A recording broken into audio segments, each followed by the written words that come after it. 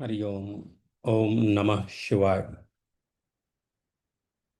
मैं निशांत मिश्रा हूँ और आज आईवी पंडित के माध्यम से हम एक ऐसे प्रश्न पर विचार करेंगे जो हजारों वर्षों से मनुष्य के सामने हमारे सामने उपस्थित है कि मैं कौन हूँ। लेकिन आज मैं इस प्रश्न को थोड़ा बदलना चाहता हूँ और प्रश्न यह है कि मैं कहाँ समाप्त होता हूँ। क्या मैं केवल यह शरीर हूँ? क्या मेरी सीमा मेरी त्वचा पर समाप्त हो जाती है? जो वायु अभी मेरे बाहर है, कुछ क्षण बाद वही मेरे भीतर होगी। जो आज जल जो है वह नदी में है, कल मेरे रक्त का अंश हो सकता है।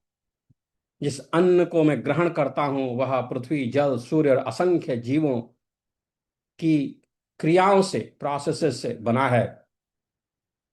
और कुछ ही समय बाद वही मेरे शरीर का हिस्सा बन जाता है। तो क्या मनुष्य प्रकृति के बीच रहता है या मनुष्य स्वयं प्रकृति का एक रूप है? और यदि संपूर्ण जगत एक ही मूल वास्तविकता से संबद्ध है, रिलेटेड है, तो क्या किसी दूसरे मनुष्य, जीव, नदी, वन या पृथ्वी के प्रति हमारा व्यवहार वास्तव में स्वयं हमारे प्रति व्यवहार भी है? आज 23 अगस्त है, एकादशी तिथि है। आज पुरुष सूक्त का वाचन और भगवत गीता के 10वें 11वें अध्याय का अध्ययन, तदनंतर वेदांत सिद्धांत पर कुछ विचार करने के पश्चात इच्छा हुई कि कुछ अपने विचार, मैं इस क्षेत्र में कोई गुरु नहीं हूं तो मेरे विचारों में त्रुटियां हो सकती हैं। आप सुने, अगर त्रुटियां हैं तो उस पर भी मेरा ध्यान आकर्षित करें। तो पुरुष कौन है? ऋग्वेद के 10वें मंडल में पुरुष सूक्त एक विलक्षण उद्घोष से आरंभ होता है। पुरुष सूक्त जिसको कि हम अनेकानेक पूजा वगैरह में पढ़ते हैं, गायन करते हैं हमारे पंडित लोग। आज उसका अर्थ के साथ उसको समझने का प्रयत्न करेंगे। तो सर्वप्रथम पुरुष सूक्त में आता है कि सहस्र शीर्षा पुरुष सहस्राक्ष सहस्रपात स भूमि विश्वतो वृत्वा त्यातिष्ठ दशांगुलम। सहस्र शीर्षा पुरुष सहस्राक्ष सहस्रपात स भूमि विश्वतो वृत्वा त्यतिष्ठ दशांगुलम। पुरुष के 1000 सिर, 1000 आंखें और 1000 पैर। इसे किसी शरीर की शाब्दिक एनाटॉमी, संरचना समझना आवश्यक नहीं। सहस्र अनंतता की काव्यात्मक भाषा है।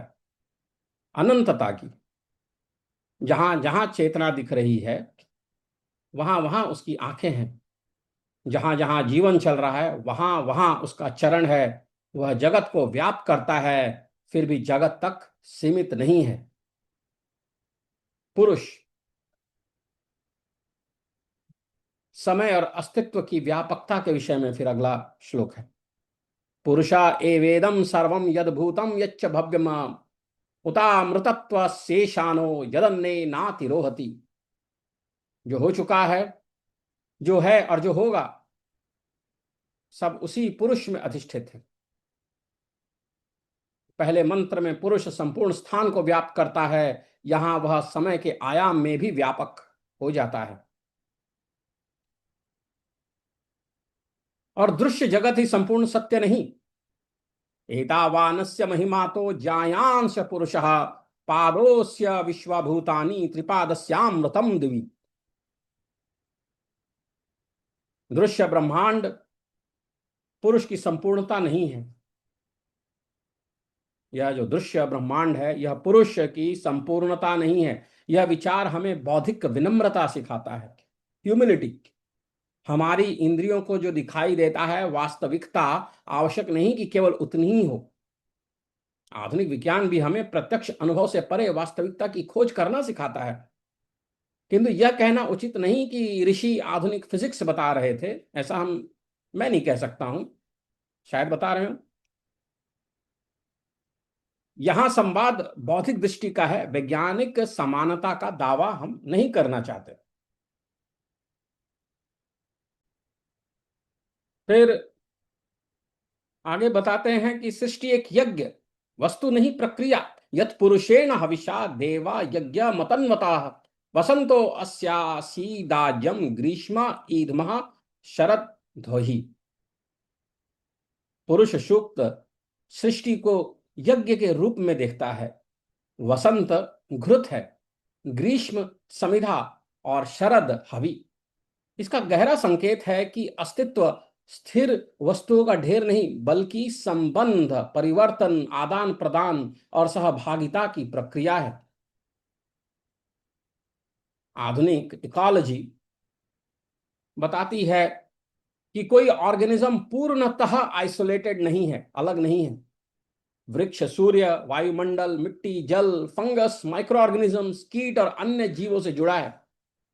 मनुष्य भी एक बायोलॉजिकल आइलैंड नहीं है। हमारी श्वास, भोजन, जल, माइक्रोबायोम और ऊर्जा सब बाहरी जगत के साथ निरंतर विनिमय पर निर्भर है। इसलिए विज्ञान, साइंस कहता है लाइफ एग्जिस्ट्स थ्रू रिलेशनशिप्स। पुरुष सूक्त की यज्ञ दृष्टि दार्शनिक भाषा में कहती है कि एग्जिस्टेंस इज पार्टिसिपेशन। एग्जिस्टेंस इस पार्टिसिपेशन, दोनों एक ही प्रकार का ज्ञान नहीं है, लेकिन इनके बीच एक सार्थक संवाद संभव है। पर्यावरण हमारे बाहर नहीं है। हम कहते हैं कि हमें एनवायरनमेंट को बचाना है, किंतु एनवायरनमेंट कोई ऐसी वस्तु नहीं जो हम से बाहर रखी हो। वायु बाहर से भीतर आती है, जल जो नदी में था हमारे शरीर का हिस्सा बन जाता है, अन्न, मिट्टी, सूर्य और जल से बनकर शरीर बनता है। इसलिए प्रकृति का सम्मान केवल दया का प्रश्न नहीं है। प्रकृति का विनाश उस जीवन तंत्र का विनाश है जिसके भीतर हमारा अपना अस्तित्व संभव है। मनुष्य प्रकृति का मालिक नहीं, उसका सहभागी है। चंद्रमा मनसो जातश्चक्षुः सूर्यो अजायत, मुखादिन्द्रश्चाग्निश्च प्राणाद्वायुर्जायत, नाभ्या आसीदंतरिक्षम शीर्ष्णो द्यौः समवर्तत, पदभ्याम भूमिर्दिशः श्रोत्राक् तथा लोकाम कल्पयन्। यहां मन और चंद्रमा, नेत्र, सूर्य, प्राण और वायु, शरीर और ब्रह्मांड के बीच प्रतीकात्मक करस्पॉन्डेंस है। इसे आधुनिक एनाटॉमी या एस्ट्रोनॉमी का दावा नहीं कर रहा हूं, यह माइक्रोकॉज्म, मैक्रोकॉज्म की दार्शनिक दृष्टि है। मनुष्य यूनिवर्स के बाहर खड़ा स्पेक्टेटर नहीं है, उसी यूनिवर्स की प्रक्रिया का हिस्सा है। अहम ब्रह्मास्मि, अहम ब्रह्मास्मि, ऐसा हम कहते हैं। उपनिषदों में प्रश्न भीतर की ओर मुड़ता है, उस परम सत्य की ओर मेरे बीच क्या संबंध है। उस परम सत्य और मेरे बीच क्या संबंध है, इस प्रकार के प्रश्न की ओर, भीतर की ओर उपनिषद मुड़ता है। बृहदारण्यक उपनिषद का महावाक्य है कि अहम ब्रह्मास्मि। इसका अर्थ यह नहीं कि मेरा व्यक्तिगत अहंकार ही परमेश्वर है। इसके विपरीत छोटा मैं की सीमाएं प्रश्नांकित होती हैं। जिस आत्मा को मैं केवल निजी सत्ता समझता हूं, उसकी अंतिम प्रकृति ब्रह्म से अलग, पृथक नहीं है। यही अद्वैत की दिशा है। आदि शंकराचार्य उपनिषद अंतर्दृष्टि को एक सुसंगत दार्शनिक रूप देते हैं। अनुभव में नाम और रूप की अनेकता है, मैं, तुम, वृक्ष, नदी, जीव, जगत, किंतु अंतिम सत्य के स्तर पर ब्रह्म अद्वितीय है, यानी दो नहीं है, एक है। अद्वैत का अर्थ व्यवहारिक भेदों को मिटाना नहीं है।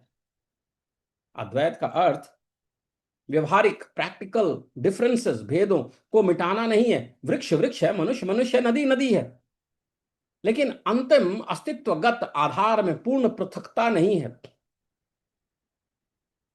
अंतिम अस्तित्वगत आधार में पूर्ण पृथकता नहीं है, डिफरेंसेस नहीं है। यही समझ करुणा, अहिंसा और प्रकृति के प्रति सम्मान को गहरी दार्शनिक भूमि दे सकती है। भगवत गीता 10वें अध्याय में भी कुछ इसी प्रकार के विचार प्रदर्शित होते हैं। ऋग्वैदिक पुरुष सूक्त और भगवत गीता एक ही ऐतिहासिक काल के ग्रंथ नहीं है। उनके संदर्भ और दार्शनिक भाषा में विकास हुआ है, फिर भी उनके बीच विचारों की एक उल्लेखनीय कंटिन्यूटी दिखाई देती है। अहमात्मा गुणागेश सर्वभूताशय स्थितः अहमादिश्च मध्यम च भूता नामंत एव च।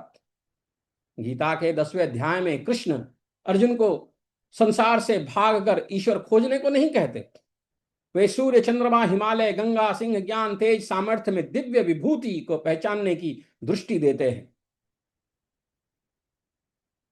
यद्यद् भूतिमत् तत्स्त्वं श्रीमद्दूर्जितमेव वा तत्तदेवावगच्छ त्वं मम तेजो संभवा।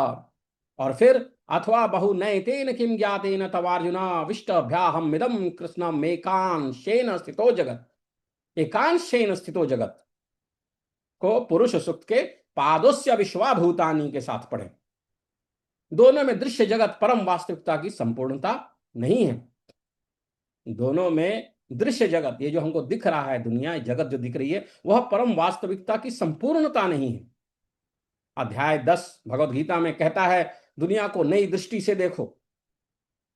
अध्याय 11 मानव पूछता है कि यदि यह सब एक ही दिव्य वास्तविकता में एक साथ दिखाई दे तो वह अनुभव कैसा होगा। अर्जुन कहते हैं दृष्टुमिच्छामि ते रूपम ऐश्वरम पुरुषोत्तम। और कृष्ण कहते हैं न तू माम शक्य से द्रष्टु मने नैव स्वचक्षुषा। अपनी आंखों से नहीं देख सकता। दिव्यम ददामि ते चक्षु, दिव्य चक्षु तुझे दे रहा हूं, पश्य में योगम ऐश्वरम। फिर वह विश्व रूप प्रकट होता है, अनेक मुख, अनेक नेत्र, अनेक रूप। और संजय कहते हैं दिवी सूर्य सहस्रस्य भवेद्युग पदुत्थिता यदि भासदृशी सा स्यात् भासस्तस्य महात्मना। और अर्जुन देखते हैं तत्रैकस्थम जगत कृष्णम प्रविभक्तम अनेकथा। और यहां पुरुष सूक्त का सहस्र शीर्षा पुरुष वाला श्लोक मानो दृश्य नाटकीयता प्राप्त करता है। अनेक में एक और एक में अनेक। और इस विश्व रूप का जो कठिन पक्ष है वह है काल, समय, टाइम। विश्व रूप केवल सुंदरता नहीं है, उसमें जन्म, शक्ति, संघर्ष, विनाश और मृत्यु भी है। कृष्ण कहते हैं, भगवान श्री कृष्ण कहते हैं कालोस्मि लोकक्षया कृता प्रवृद्ध। यह दृष्टि ईश्वर चिंतन को सेंटिमेंटल होने से रोकती है। प्रकृति केवल फूल और वसंत नहीं, जन्म, वृद्धि, क्षय, मृत्यु और पुनर्गठन भी उसी जगत के अंग है। हम संसार की वस्तुओं में ईश्वर क्यों देखते हैं? हम भारतवासी संसार की वस्तुओं में ईश्वर क्यों देखते हैं? भारतीय धार्मिक इमेजिनेशन में नदी माता हो सकती है, पर्वत पवित्र हो सकता है, सूर्य देवता है, अग्नि देवता है, पृथ्वी माता है। इसका दार्शनिक अर्थ यह नहीं कि प्रत्येक वस्तु को एक ही प्रकार का बायोलॉजिकल बीइंग मान लिया गया। यदि संपूर्ण जगत एक परम आधार पर आश्रित है, यदि यह संपूर्ण क्रिएशन एक परम आधार पर बेस्ड है, आश्रित है, यदि उसी का तेज विभिन्न विभूतियों में व्यक्त है, उसी की एनर्जी अलग अलग वस्तुओं में दिखती है, और यदि एक ही ब्रह्म अनेक नाम रूपों में अनुभव होता है तो ऑर्डिनरी वर्ल्ड स्पिरिचुअली एम्प्टी नहीं रहता। संसार जो है वह सेक्रेड हो जाता है। भारतीय परंपरा में ईश्वर को जगत का कारण, अधिष्ठान, नियामक और विभिन्न दर्शनों में अलग अलग अर्थों में जगदीश या जगत ईश्वर के रूप में समझा गया। ऋषियों ने अनंत को समझाने के लिए अनेक भाषाएं दी। पुरुष, ब्रह्म, ईश्वर, विश्वरूप, आत्मा, रूप और प्रतीक उस अनंत को समझाने के साधन है।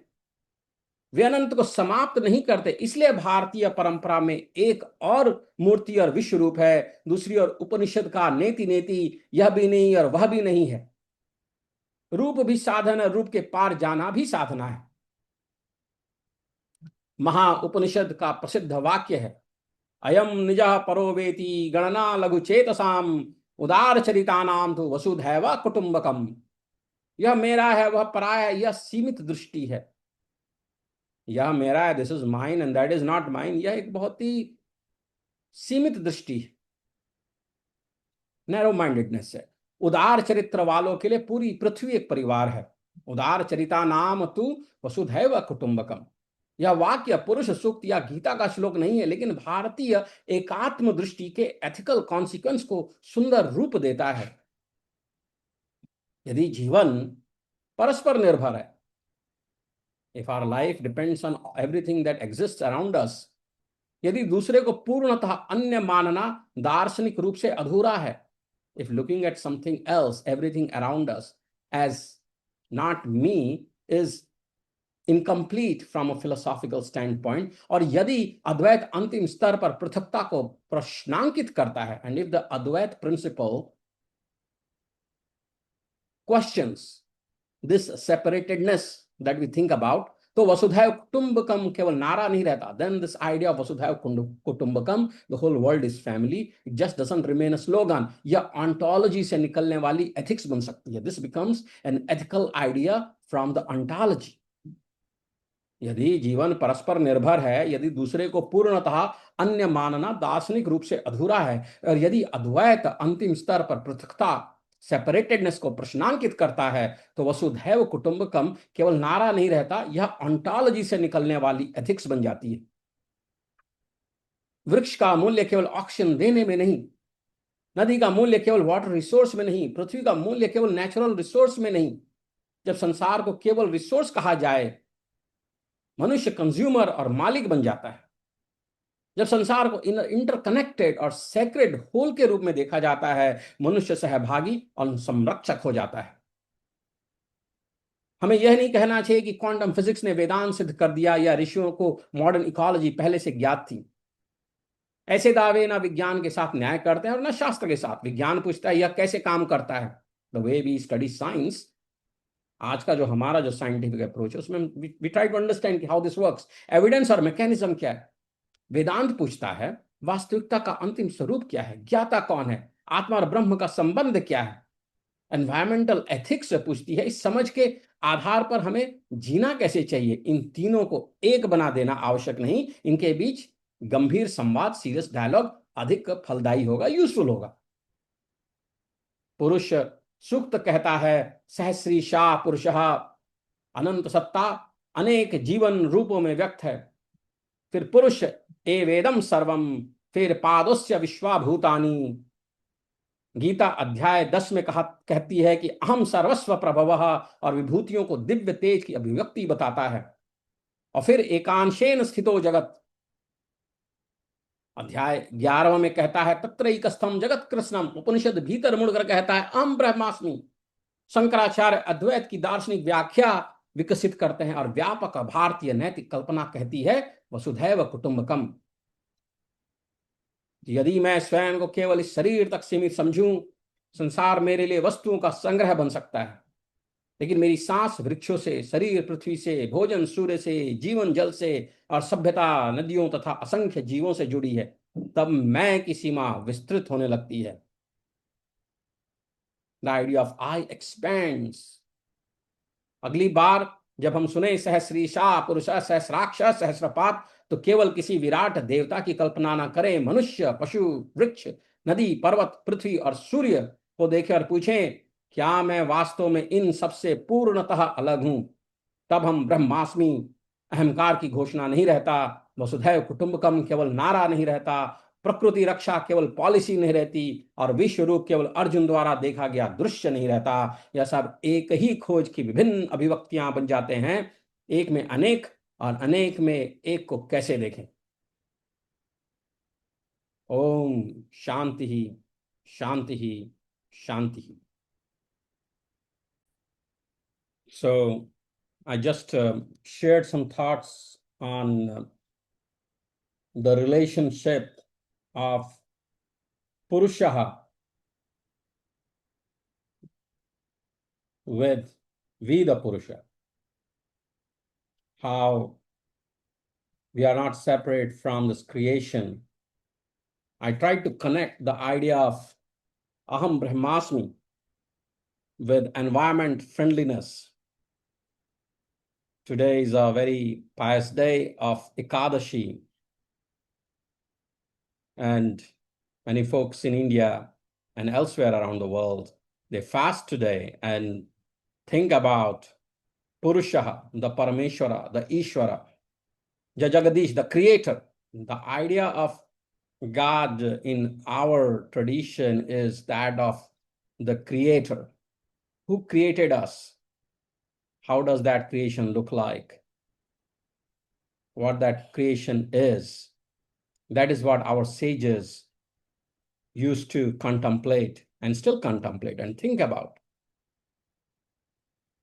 And we don't distinguish that creation from everything that exists in us and outside us.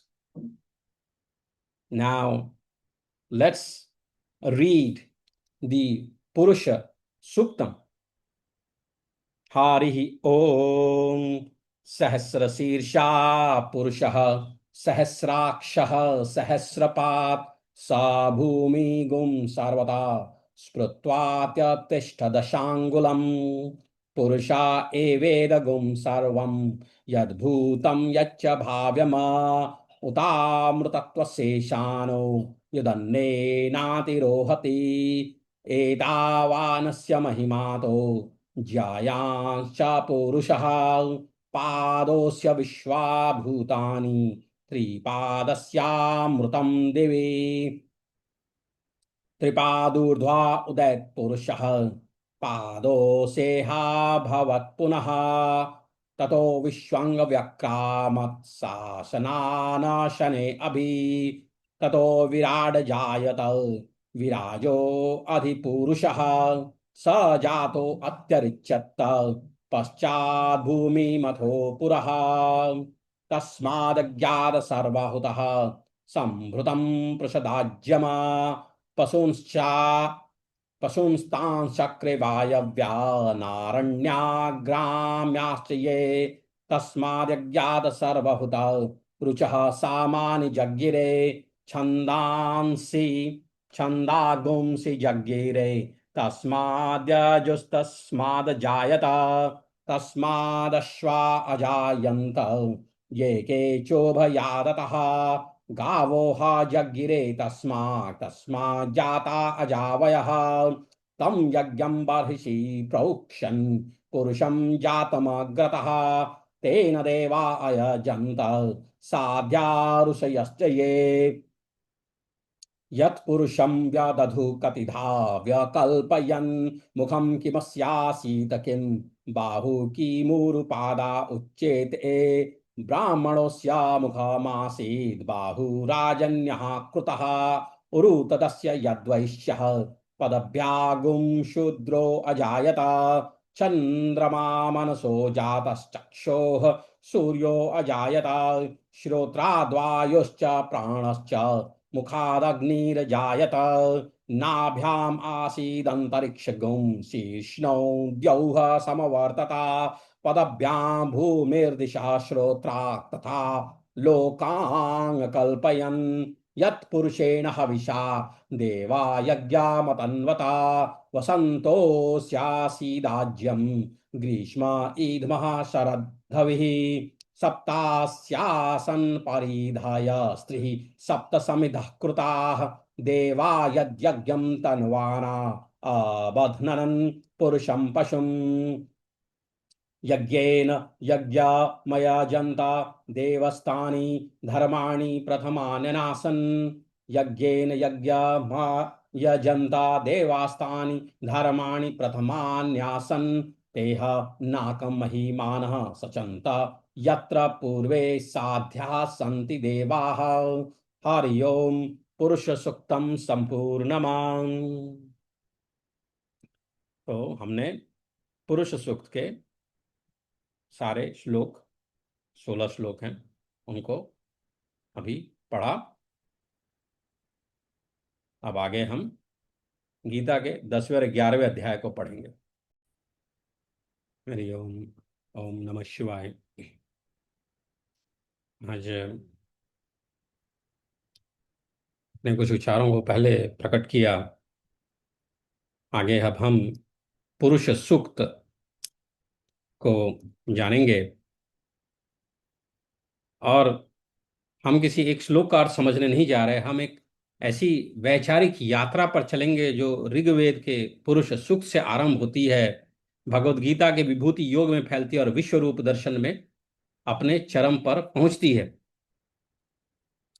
और हमारा प्रश्न यह भी नहीं होगा कि क्या वेदों में आधुनिक फिजिक्स, जीव विज्ञान, न्यूरोसाइंस के बारे में पहले से लिखा हुआ है। ये ऐसा दावा ना तो विज्ञान के प्रति न्याय है, ना शास्त्र के प्रति। हमारा प्रश्न तो और भी सीरियस है, गंभीर है। इन ग्रंथों ने मनुष्य चेतना, समाज, प्रकृति और ब्रह्मांड के संबंध में कौन से प्रश्न उठाए, वह हम जानना चाहेंगे। और क्या वे प्रश्न आज भी हमारे लिए रेलेवेंट है, जीवित हैं। पुरुष सूक्त हमें एक विराट पुरुष की भाषा देता है, विराट पुरुष की। गीता का जो 10वां अध्याय है, 10वां अध्याय, उसी विराट को जगत की विभूतियों में पहचानना सिखाता है। गीता का जो 10वां अध्याय है उसी विराट को जगत की विभूतियों में पहचानना सिखाता है। और 11वां अध्याय पूछता है कि यदि वह विराट एक साथ दिखाई दे जाए, यदि वह विराट एक साथ दिखाई दे जाए तो मानव मन उस दर्शन को कैसे ग्रहण करेगा। और अंततः गीता हमें दर्शन से वापस कर्म, भक्ति और नैतिकता की ओर लाती है। तो इस व्याख्यान में मैं 3 स्तरों को अलग रखने का प्रयास करूंगा। मूल मंत्र या श्लोक, उसकी व्याख्यात्मक परंपराएं और उनसे उत्पन्न आधुनिक दार्शनिक या वैज्ञानिक प्रश्न। जहां कोई अर्थ किसी विशिष्ट भाष्य की व्याख्या है, उसे मूल संस्कृत का एकमात्र निर्विवाद अर्थ नहीं माना जाना चाहिए। और अगर मेरे इस कार्य में कोई त्रुटि हो तो आप क्षमा करें, और अपने विचार जरूर कमेंट के माध्यम से मुझसे या ईमेल के माध्यम से nishant.mishra@ivpandit.com आप मुझसे संपर्क करें और बताएं।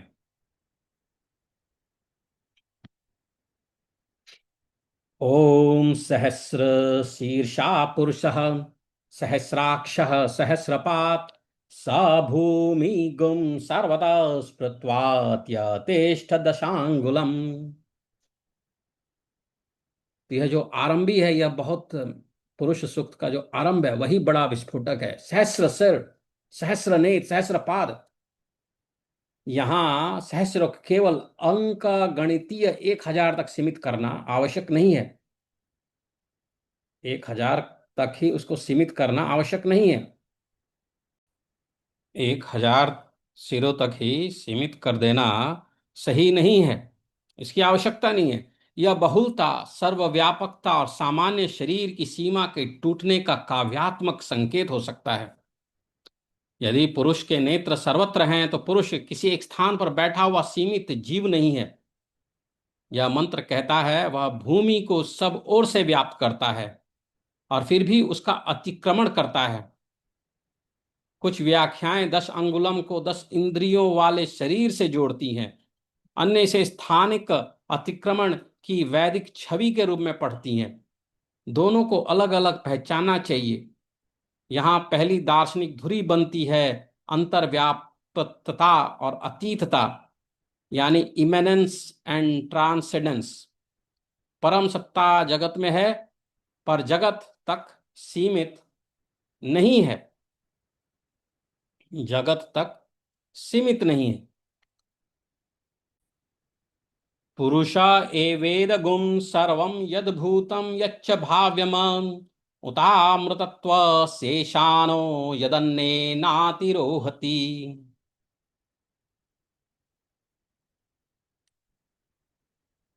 जो हो चुका है और जो होने वाला है, सब पुरुष के अधिष्ठान में है। मनुष्य समय के भीतर रहता है, अतीत को स्मृति से, वर्तमान को अनुभव से और भविष्य को कल्पना से ग्रहण करता है। पुरुष सूक्त एक ऐसी सत्ता की कल्पना करता है जिसे केवल हमारी कालबद्ध स्थिति में बांधा नहीं जा सकता। अमृतवस्य ईशानः,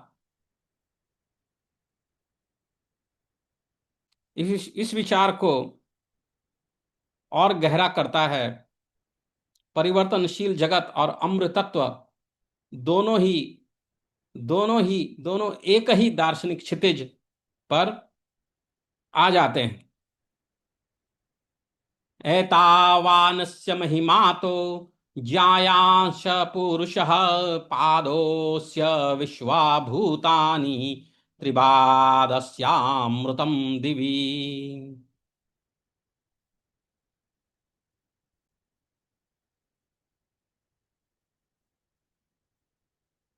यह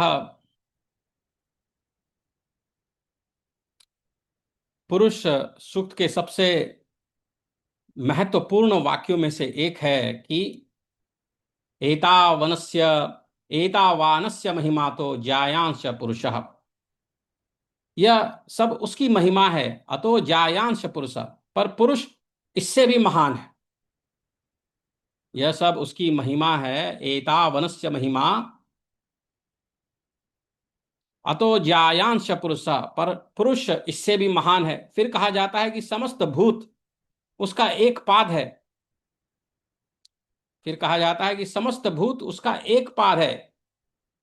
पादस्य विश्वाभूतानि त्रिपादस्यामृतम दिवि। समस्त भूत उसका एक पाद और तीन पाद अमृत हैं। इसे गणितीय हिसाब से सोचें तो 25% बनाम 75% के रूप में पढ़ना आवश्यक नहीं। मुख्य दार्शनिक संकेत यह है कि प्रकट जगत परम वास्तविकता की संपूर्णता को समाप्त नहीं करता। जो हमको प्रकट रूप में दिखता है वह परम वास्तविकता, जो अल्टीमेट रियलिटी की संपूर्णता को समाप्त नहीं करता। ये जो 25% करीब करीब हमको दिखता है वास्तविक जगत, जो हमको लगता है प्रकट जगत है, इसके आगे भी जगत है। यहीं से हमारा आधुनिक प्रश्न निकलता है कि क्या मेजरेबल रियलिटी ही टोटल रियलिटी है? विज्ञान साइंस मेजरेबल जगत का अत्यंत शक्तिशाली अध्ययन करता है, पर क्या केवल मेजरेबल ही वास्तविक है? स्वयं एक दार्शनिक प्रश्न भी है कि वैज्ञानिक निष्कर्ष नहीं। यह स्वयं एक दार्शनिक प्रश्न है, वैज्ञानिक निष्कर्ष नहीं। फिर इसके आगे बात आती है, त्रिपादूर्ध्वा उदयित पुरुषः पादो सेहा भवत् पुनः ततो विश्वंग व्यक्रामत् शासनाशने अभी। तीन पाद ऊर्ध्व हैं और एक पाद यहां प्रकट होता है।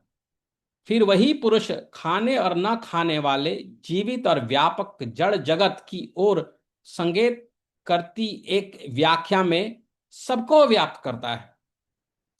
यदि परम सत्ता जगत से परे है तो वह जगत से अनुपस्थित नहीं, और यदि वह जगत है तो वह केवल जगत नहीं। यह पैराडॉक्स आगे गीता के विश्व रूप में अत्यंत शक्तिशाली रूप में मिलेगा। पढ़ेंगे, जानेंगे।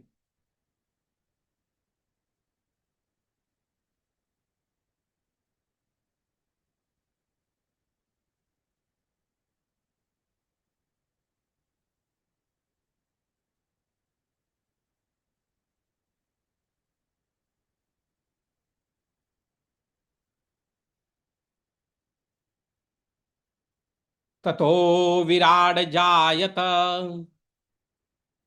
विराजो अधिपूरुषः स जातो अत्यरिच्यत पश्चात भूमि मथो पुरः।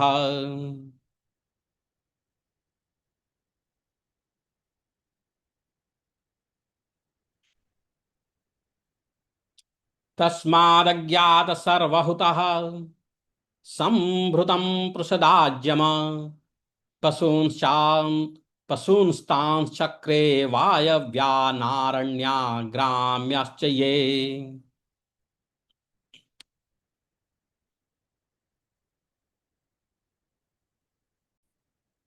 ततो विराड जायत विराजो अधिपूरुषः स जातो अत्यरिच्यत पश्चात भूमि मथो पुरः। तो प्रश्न बदलता है, एक मूल वास्तविकता से बहुरूपी जगत कैसे प्रकट होता है? विराट की उत्पत्ति होती है, फिर भी पुरुष उससे अतिरिक्त रहता है। अत्यरिच्यत, कारण अपने कार्य में समाप्त नहीं हो जाता। यह एक मेटाफिजिक्स का प्रश्न है। कारण और कार्य का संबंध क्या है? एकता और अनेकता एक दूसरे से कैसे संबंधित है? एक दूसरे से कैसे संबंधित है?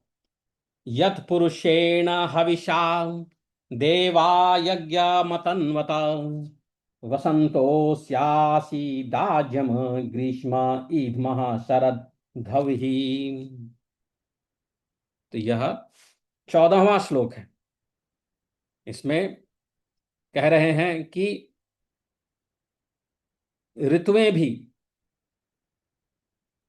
ऋतुएं भी यज्ञ की सामग्री। अब यहाँ पे यज्ञ, सूर्य, सृष्टि को यज्ञ कहा जाता है। वसंत आज्य है, ग्रीष्म समिधा है, शरद हवि है। यज्ञ केवल वेदी पर संपन्न कर्म नहीं रह जाता, वह परिवर्तन, आदान प्रदान और परस्पर निर्भरता का विराट रूपक बन जाता है। बीज वृक्ष बनता है, भोजन शरीर बनता है, शरीर पुनः प्रकृति में लौटता है। जीवन स्थिर वस्तु नहीं है, निरंतर ट्रांसफॉर्मेशन है।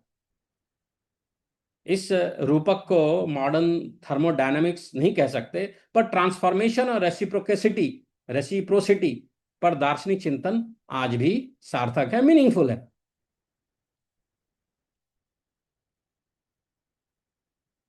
जो 9वां श्लोक है वह है, तम यज्ञम बर्हिषि प्रोक्षन पुरुषम जातमग्रतः तेन देवा अयजंत साध्या ऋषयश्च ये। तो यज्ञ में केवल सामग्री नहीं, व्यवस्था भी चाहिए। पदार्थों का होना और उनका संगठित होना अलग अलग प्रश्न है। ईंट और भवन, स्वर और संगीत, न्यूरॉन्स और फंक्शनिंग नर्वस सिस्टम, इनमें मटेरियल के साथ ऑर्गेनाइजेशन का प्रश्न जुड़ता है।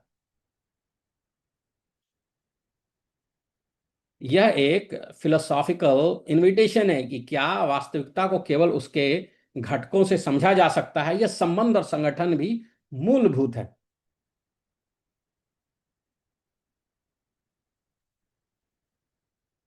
अब हम 6वें श्लोक में जाते हैं। तस्मादज्ञात सर्वहुतः संभृतं पृषदाज्यम पशूंस्तांश्चक्रे वायव्या नाराण्या ग्राम्याश्च ये। तस्मादज्ञात सर्वहुतः संभृतं पृषदाज्यम पशूंस्तांश्चक्रे वायव्या नारण्या ग्राम्याश्च ये।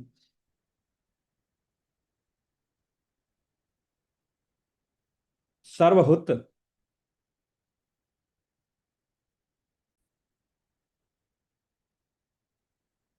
सर्वहुत यज्ञ से पोषण और विविध जीव जगत की कल्पना आती है। मनुष्य का शरीर पृथ्वी, जलवायु और अन्न से निरंतर पदार्थ लेता और लौटाता है। मैं और एनवायरनमेंट के बीच सीमा उतनी स्थिर नहीं जितनी आधुनिक अनुभव में प्रतीत होती है। यही इकोलॉजी का वैदिक सिद्धांत नहीं है, लेकिन जीव और पर्यावरण की परस्पर निर्भरता पर विचार करने का एक प्राचीन दार्शनिक रूपक अवश्य है।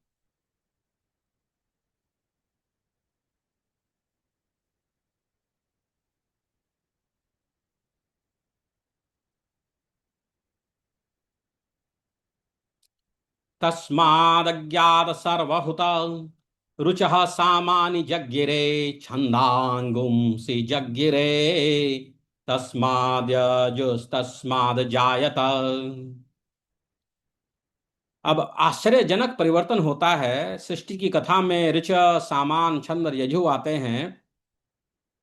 ऋग्वेद, ऋच, छंद, यजु आते हैं। कुछ व्याख्याएं छंदांशी को अथर्ववेद से जोड़ती हैं, पर मूल का सीधा अर्थ छंद है, इसलिए इस डिस्टिंक्शन को बनाए रखना चाहिए।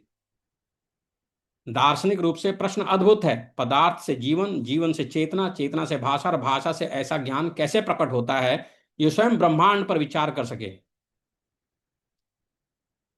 पदार्थ से जीवन, जीवन से चेतना, चेतना से भाषा, भाषा से ऐसा ज्ञान कैसे प्रकट होता है जो स्वयं ब्रह्मांड पर विचार कर सके। ब्रह्मांड के भीतर उत्पन्न मस्तिष्क स्वयं ब्रह्मांड को समझने का प्रयास करता है। तस्मादश्वा अजायन्त ये के चोभयादतः गावो ह जगिरे तस्मा जाता अजावयः। तस्मादश्वा अजायन्त ये के चोभयादतः गावो ह जगिरे तस्मा जाता अजावयः। घोड़े, गौ, बकरी और भेड़ इतने विराट सूक्त में ये सामान्य जीव क्यों? शायद इसलिए कि कॉस्मिक और ऑर्डिनरी पूरी तरह अलग नहीं।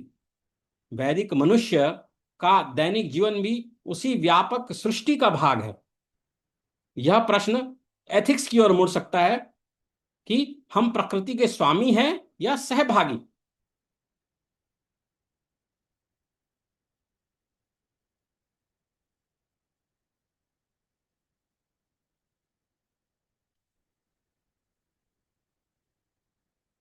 यत पुरुषम व्यदधुः कतिधा व्यकल्पयन् मुखम किमस्यासीत किम बाहु किमुरुपादा उच्यते। तो ब्रह्मांड से समाज और समाज से फिर ब्रह्मांड, इस विषय में अब हम विचार करेंगे। यत पुरुषं व्यदधुः कतिधा व्यकल्पयन् मुखं किमस्यासीत किं बाहु किमुरुपादा उच्यते। ब्राह्मणोऽस्य मुखमासीद बाहुराजन्यः कृतः उरु तदस्य यद्वेश्यः पदभ्यागुं शूद्रो अजायत।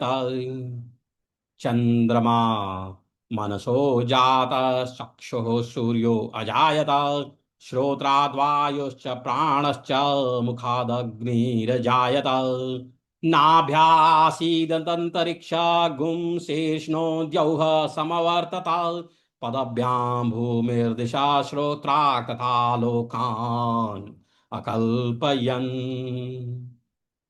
यत्पुरुषेण हविषा देवा यज्ञमतन्वत वसन्तो स्यासीदाज्यं ग्रीष्म ईद्मः शरद्धविः।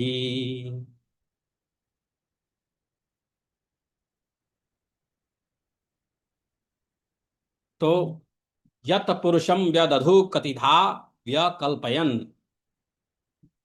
मुखम किमस्यासीत किम बाहु कीमूरु पादा उच्यते। महत्वपूर्ण बात यह है कि यह मंत्र उत्तर देने से पहले प्रश्न पूछता हूं कि उस पुरुष का मुख क्या है, बाहु कौन है, उरु कौन है, पाद कौन है। समाज को शरीर के रूप में देखने की यह भूमि तैयार करती है।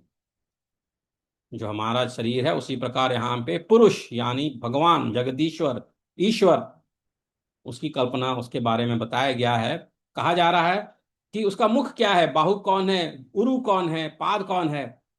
और और समाज को शरीर के रूप में देखने की भूमि यहाँ पे इस श्लोक से तैयार हो रही है। समाज के विषय में शरीर में डिफरेंशिएशन है, हमारे शरीर में अलग अलग अंग हैं, पर साथ ही इंटरडिपेंडेंस है। अगर मस्तक नहीं है तो बाहु नहीं है, या उदर नहीं है, या पैर नहीं है, तो हमारा शरीर नहीं चलेगा हर किसी की। हम तो भगवान विष्णु के चरणों की पूजा करते हैं।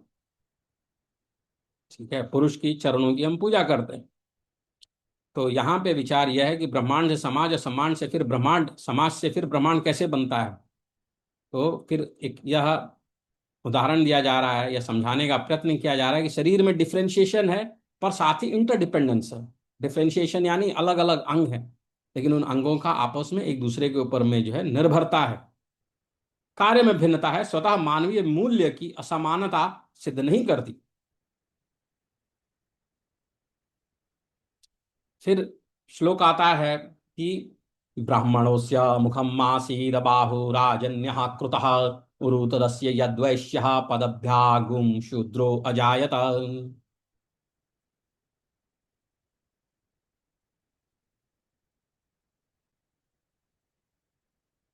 यह पुरुष सूक्त का सबसे चर्चित सामाजिक मंत्र है। इसे ना तो उसके ऐतिहासिक प्रभाव से काटना चाहिए, ये वैदिक युग में लिखा गया है, नबाद के संपूर्ण जाति इतिहास को बिना डिस्टिंक्शन के साथ इस मंत्र में डाल देना चाहिए, क्योंकि यह अलग समय की बात है, कॉन्टेक्स्ट अलग।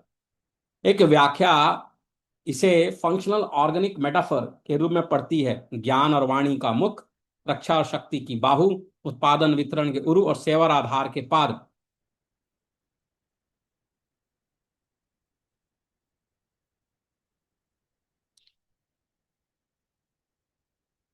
दार्शनिक कसौटी यह है कि यदि समाज एक शरीर है तो किसी अंग की पीड़ा संपूर्ण शरीर की पीड़ा है। शरीर का रूपक एक्सप्लॉयटेशन को वैध ठहराता है या म्यूचुअल ऑब्लिगेशन को, यह प्रश्न खुला है।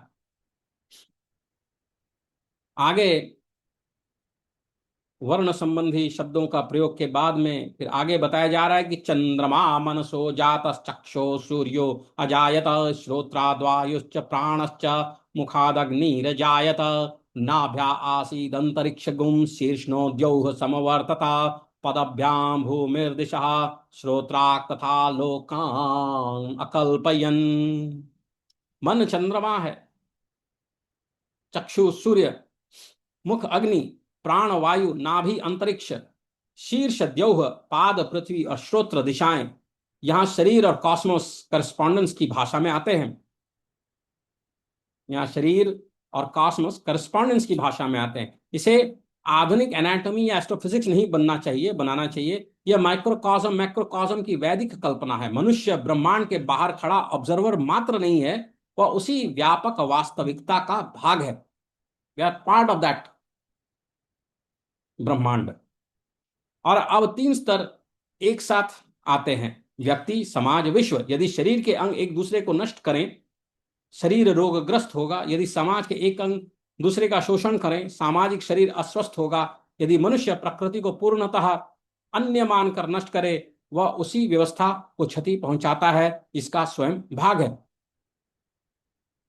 यदि शरीर के अंग एक दूसरे को नष्ट करें, शरीर रोगग्रस्त होगा। यदि समाज के अंग एक दूसरे का शोषण करें, सामाजिक शरीर अस्वस्थ होगा। यदि मनुष्य प्रकृति को पूर्णतः अन्य, डिफरेंट, सेपरेट फ्रॉम मी मानकर नष्ट करे, वह उसी व्यवस्था को क्षति पहुंचाता है, जिसका स्वयं वह भाग है।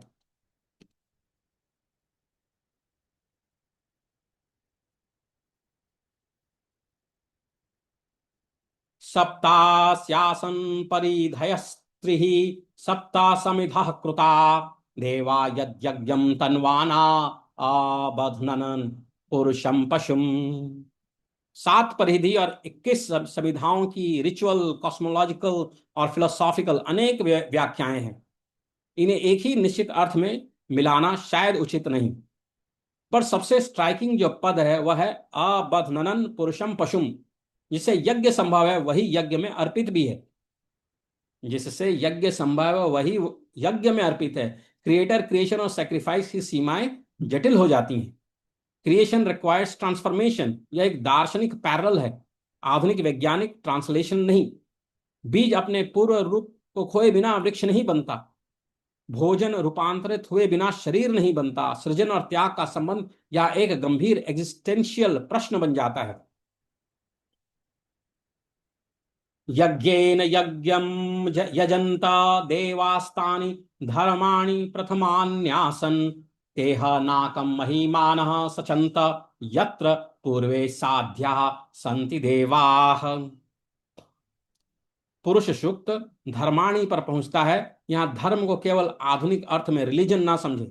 ध्रुव यानी धारण करना से जुड़ा अर्थव्यवस्था को धारण करने वाला नियम, गुण या सिद्धांत की दिशा में जाता है। धर्म वो है जिसको धारण किया जाए। सृष्टि से यज्ञ, यज्ञ से व्यवस्था, व्यवस्था से धर्म। यह ट्रांजिशन हमारे लिए अत्यंत महत्वपूर्ण है। मेटाफिजिक्स धीरे धीरे एथिक्स की भूमि तैयार करती है। जब हम गीता में आते हैं, गीता के 10वें अध्याय में, तो इसमें श्री भगवान के ऐश्वर्य का वर्णन आता है। उसमें 8वें श्लोक में आता है, भगवान श्री कृष्ण कहते हैं, अहम सर्वस्य प्रभवो मत्तः सर्वं प्रवर्तते इति मत्वा भजन्ते माम बुधा भाव समन्विताः। मैं समस्त आध्यात्मिक तथा भौतिक जगतों का कारण हूं, प्रत्येक वस्तु मुझसे ही उद्भूत है। जो बुद्धिमान यह भली भांति जानते हैं वे मेरी प्रेमा भक्ति में लगते हैं तथा हृदय से पूरी तरह मेरी पूजा में तत्पर होते हैं। पुरुष सूक्त में हमने पूछा था, एक से अनेक कैसे।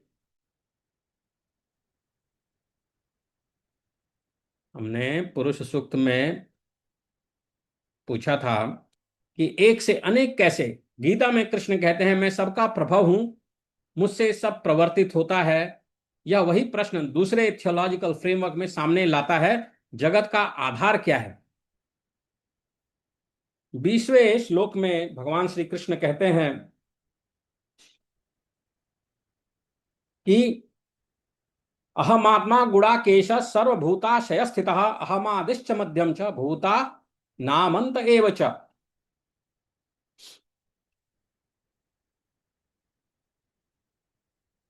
हे अर्जुन, मैं समस्त समस्त जीवों के हृदय में स्थित परमात्मा हूं। मैं ही समस्त जीवों का आदि मध्य तथा अंत हूं। और फिर 22वें श्लोक में कहते हैं, वेदानाम साम वेदोस्मि देवानाम अस्मि वासव इंद्रियाणाम मनश्चास्मि भूतानाम अस्मि चेतना। मैं वेदों में सामवेद हूं, देवों में स्वर्ग का राजा इंद्र हूं, इंद्रियों में मन हूं तथा समस्त जीवों में जीवनी शक्ति हूं। इसी प्रकार अपने अपने विषय में बताते हैं, आदित्यानाम हम विष्णु ज्योतिषाम रविरंशुमान मरीचिर मरुतामस्मि नक्षत्राणाम हम शशि रुद्राणाम शंकराश्चास्मि विक्तेशो यक्षरक्षसाम वसूनाम पावकश्चास्मि मेरु शिखरिणाम हम पुरोधसाम च मुख्यम माम विद्धि पार्थ बृहस्पतिम सेनानी नाम हम स्कंध सप सरसामस्मि सागर महर्षिणाम भृगुरहम गिरमस्मेक मक्षरम यज्ञानाम जप यज्ञोस्मि स्थावराणाम हिमालय अश्वत्था सर्ववृक्षाणाम देवर्षीणाम च नारदा गंधर्वाणाम चित्ररथा सिद्धानाम कपिलो मुनि उच्चैः श्रवस्समश्वानाम विद्धि माममृतोद्भवम् ऐरावतम गजेन्द्राणाम नराणाम च नराधिपम् आयुधानामहं वज्रम धेनुनामस्मि कामधुक् प्रजनश्चास्मि कंदर्प सर्पाणामस्मि वासुकी प्रह्लादाश्चास्मि दैत्यानां काल कलयतामहं मृगाणां च मृगेन्द्रोऽहं वैनते यश्च पक्षिणां पवनः पवतामस्मि राम शस्त्रभृतामहं झषाणां मकराश्चास्मि स्रोतसामस्मि जाह्नवी अनन्ताश्चास्मि नागानां वरुणो यादसामहं पितॄणामर्यमा चास्मि यम संयमतामहं सर्गाणामादिरन्तश्च मध्यम चैवाहमर्जुन अध्यात्म विद्या विद्यानां वाद प्रवदताम्यहम् अक्षराणां मकारोऽस्मि, अक्षरों में अकार हूं, अहूं द्वंद्व सामासिकस्य च अहमेवाक्षयः कालो धाताहं विश्वतो मुखः मृत्यु सर्वहरश्चाहम् उद्भवश्च भविष्यतां कीर्ति श्रीर्वाक्च नारीणां स्मृतिर्मेधा धृति क्षमा बृहत्साम तथा साम्नां गायत्री छन्दसामहं मासानां मार्गशीर्षोऽहं ऋतूनां कुसुमाकरः द्यूतं छलयतामस्मि तेजस्तेजस्विनामहं जयोऽस्मि व्यवसायोऽस्मि सक्त्वं सक्त्ववतामहं वृष्णीनां वासुदेवोऽस्मि पाण्डवानां धनञ्जय मुनीनामप्यहं व्यास कवीनामुशना कविः दण्डो दमयतामस्मि नीतिरास्मि जिगीषतां मौनं चैवास्मि गुह्यानां ज्ञानं ज्ञानवतामहं यश्चापि सर्वभूतानां बीजं तदमहर्जुन न तदस्ति विना यत् स्यान्मया भूतं चराचरम्। इस प्रकार जो है भगवान श्री कृष्ण अपने बारे में बताते हुए कहते हैं कि नान्तोऽस्ति मम दिव्यानां विभूतीनां परन्तपा एषा तुद्देशता प्रोक्तो विभूतेर्विस्तरो मया। हे परंतप, मेरी दैवी विभूतियों का अंत नहीं है। जो चीज हमने पुरुष सूक्त में पढ़ी उसी को यहाँ पे भगवान श्री कृष्ण अपने विषय में बताते हुए फिर 40वें श्लोक में कहते हैं 10वें अध्याय के कि हे परंतप, मेरी दैवी विभूतियों का अंत नहीं है। मैंने तुमसे जो कुछ कहा वह तो मेरी अनंत विभूतियों का संकेत मात्र है, संकेत मात्र। यद्याद्विभूतिमत्सक्त्वं सीमदूर्जितमेव वा तक्तदेवावगच्छ त्वं मम तेजोंश संभवम। तुम जान लो कि सारा ऐश्वर्य, सौंदर्य तथा तेजस्वी सृष्टियां मेरे तेज के एक स्फुलिंग मात्र से उद्भूत हैं। अथवा बहुनैतेन किं ज्ञातेन तवार्जुन विष्टभ्याहमिदं कृत्स्नम् मेकांशेन स्थितो जगत्। किंतु हे अर्जुन, इस सारे विशद ज्ञान की आवश्यकता क्यों है? मैं तो अपने एक अंश मात्र से संपूर्ण ब्रह्मांड में व्याप्त होकर इसको धारण करता हूं। यह जो है परमेश्वर की खासियत है। अहमात्मा गुणाकेश सर्वभूता स्थित अहमादिश्च मध्यम च भूता नामंत एव च। 20वें श्लोक में भगवान श्री कृष्ण कहते हैं कि इस पुरुष सूक्त के सहस्रीशा और यद्भूतम यच्च भव्यम को अगर साथ में पढ़ें तो परम सत्ता केवल बाहर का कॉस्मिक ऑब्जेक्ट नहीं, वह सर्वभूताशय स्थिता कही जाती है, और वही आदि, मध्य और अंत है। यहां स्पेशल टोटैलिटी और टेम्पोरल टोटैलिटी एक साथ आती है। स्पेशल टोटैलिटी, स्पेस, और टेम्पोरल, समय। भगवान विष्णु को, कृष्ण को, परमेश्वर को काल इसीलिए कहा जाता है कि टाइम डायमेंशन भी वही है। 22वें श्लोक में भगवान श्री कृष्ण बताते हैं कि वेदानाम साम वेदोस्मि देवानाम अस्मि वासव इंद्रियाणाम मनश्चास्मि भूतानाम अस्मि चेतना। भूतानाम अस्मि चेतना, यह आपके न्यूरोसाइंस के प्रश्नों के लिए बहुत ही इंटरेस्टिंग पॉइंट है, जिसके विषय में अगर सोचने लगे तो एक यूनिक फीलिंग आती है। गीता चेतना को डिवाइन विभूति की भाषा में रखती है। अधिक आज के हम जो न्यूरो साइंटिस्ट, हम इसको चेतना और ब्रेन एक्टिविटी के संबंध का एक एम्पिरिकल अध्ययन करते हैं। दोनों फ्रेमवर्क एक जैसे नहीं है, क्योंकि हम जब न्यूरो साइंस में रिसर्च करते हैं तो हम ब्रेन के न्यूरॉन्स को एज एन ऑब्जेक्ट ट्रीट करते हैं। यहाँ पे वो उसके पीछे के भाव को, वही मटेरियल है लेकिन अलग अलग लोगों में अलग अलग भाव है, सेम न्यूरॉन्स हैं लेकिन सेम मैटर है, लेकिन मैं अलग प्रकार से सोच रहा हूँ, आप अलग प्रकार से सोच रहे हैं। तो न्यूरो साइंस की एक लिमिटेशन है, पर कंपैरेटिव क्वेश्चन अत्यंत समृद्ध है। न्यूरो साइंस और स्पिरिचुअल साइंस के बीच में कंपैरेटिव क्वेश्चंस है, वो बहुत ही रिच है, समृद्ध है। अलग अलग ज्ञान परंपराएं कॉन्शियसनेस को किस ऑन्टोलॉजिकल स्टेटस से आरंभ करती हैं। क्या चेतना डेरिवेटिव है, फंडामेंटल है, या इमर्जेंट है, या किसी अन्य मेटाफिजिकल कैटेगरी में आ जाती है? यह एक प्रश्न है। फिर जैसा हमने पहले पढ़ा, भगवान श्री कृष्ण 25वें श्लोक में बताते हैं कि महर्षीणाम भृगुरहम गिरामस्मेकमक्षरम यज्ञानाम जप यज्ञोस्मि स्थावराणाम हिमालय। मैं महर्षियों में भृगु ऋषि हूं, वाणी में दिव्य ओंकार हूं, समस्त यज्ञों में पवित्र नाम का कीर्तन तथा समस्त अचलों में हिमालय हूं। फिर 35वें श्लोक में भगवान श्री कृष्ण बताते हैं कि बृहत साम तथा सामनाम गायत्री छंद सामहम मासानाम मार्ग शीर्षो शीर्षो हम मृतुनाम कुसुमाकर। मैं साम वेदों के गीतों में बृहत साम हूं, और छंदों में गायत्री, समस्त महीनों में मार्ग शीर्ष यानी अगहन का महीना हूं, तथा समस्त ऋतुओं में फूल खिलाने वाला वसंत हूं। पुरुष सूक्त में ऋच, सामन, छंद, यजु और यज्ञ सृष्टि के व्यापक ताने बाने में आते हैं। गीता में उन्हीं डोमेन्स के भीतर कृष्ण अपनी विभूतियां बताते हैं, सामवेद, बृहत साम, गायत्री, जप, यज्ञ। यहां मूल विचार रिकग्निशन है। संपूर्णता को एक साथ ना देख पाओ तो उसकी विभूतियों से उसे पहचानो।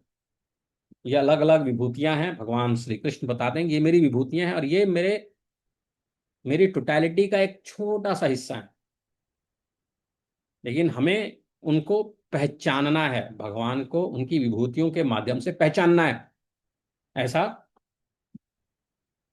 पुरुष सूक्त और यहाँ पे 10वें अध्याय में भगवान श्री कृष्ण बता रहे हैं। फिर हम अगर इस अध्याय के 21वें श्लोक में जाएं, यहां पे तो कहते हैं आदित्यानाम अहम विष्णुर्ज्योतिषाम रविरंशुमान मरीचिर्म ऋतामास्मि नक्षत्राणाम अहम शशि। आदित्यानाम अहम विष्णु ज्योतिषाम रवि अंशुमान मरीचि मरुताम अस्मि नक्षत्राणाम अहम शशि। मैं आदित्यों में विष्णु हूं, प्रकाशों में तेजस्वी सूर्य, मरुतों में मरीचि तथा नक्षत्रों में चंद्रमा हूं। फिर 26वें श्लोक में आ जाएं तो भगवान श्री कृष्ण बता रहे हैं, अश्वत्थः सर्ववृक्षाणाम देवर्षीणाम च नारदः गंधर्वाणाम चित्ररथः सिद्धानाम कपिलो मुनिः। फिर बता रहे हैं, उच्च ही श्रवसमस्वानाम विद्धि मामृतोद्भवम ऐरावतम गजेन्द्राणाम नराणाम च नराधिपम आयुधानामहं वज्रम धेनुनामस्मि कामधुक् प्रजनश्चास्मि कंदर्पः सर्पाणामस्मि वासुकिः।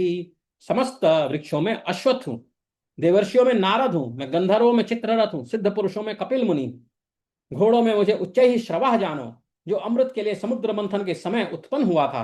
गजराजों में मैं ऐरावत और मनुष्यों में राजा हूं। मनुष्यों में भगवान श्री कृष्ण बोलते कि मैं राजा हूं। मैं हथियारों में वज्र हूं, गायों में सुरभि, संतति उत्पत्ति के कारणों में प्रेम का देवता कामदेव तथा सर्पों में वासुकी हूं। सूर्य चंद्रमा हिमालय अश्वत्थ अश्व गौ पुरुष सूक्त में सृष्टि के रूप में आने वाली वस्तुएं गीता में रिकॉग्निशन की भाषा में आती हैं। पुरुष सूक्त पूछता है ये कहां से आए, विभूति योग पूछता है इनमें परम की झलक कैसे पहचाने, कैसे पहचाने। फिर आगे बताते हैं कि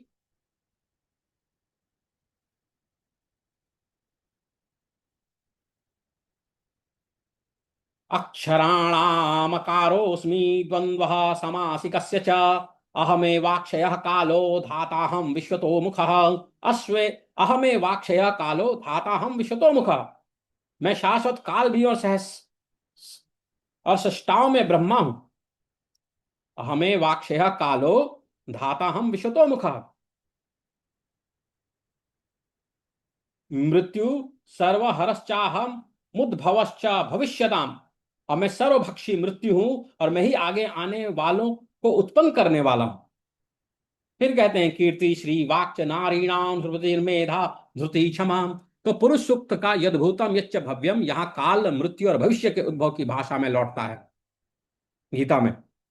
परम सत्ता केवल प्लेजेंट मैनिफेस्टेशन में नहीं, समय और मृत्यु भी कॉस्मिक टोटलिटी के भीतर है। और इसी भाव को अगले अध्याय में 11वें अध्याय में भयावह तीव्रता के सामने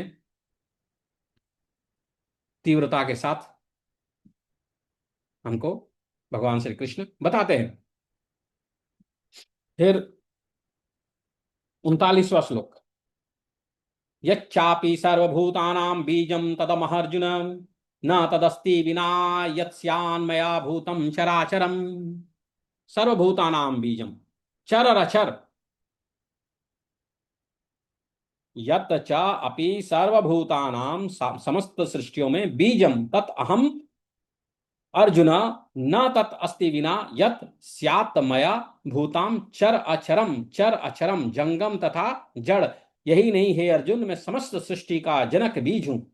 ऐसा चर तथा अचर कोई भी प्राणी नहीं है जो मेरे बिना रह सके। चर और अचर कुछ भी इस व्यापकता से बाहर नहीं। पुरुष सूक्त के सामने, पुरुष सूक्त में जाता है सासनान शने, और गीता के चराचरम को समान शब्द न माने, पर दोनों की फिलोसॉफिकल फंक्शन व्यापकता की सीमा तोड़ना है। फिर भगवान श्री कहते हैं, यत यत विभूति मत सक्त्वम श्रीमत ऊर्जितम एव वा तत तत एव अवगच्छ त्वम मम तेज अंश संभवम।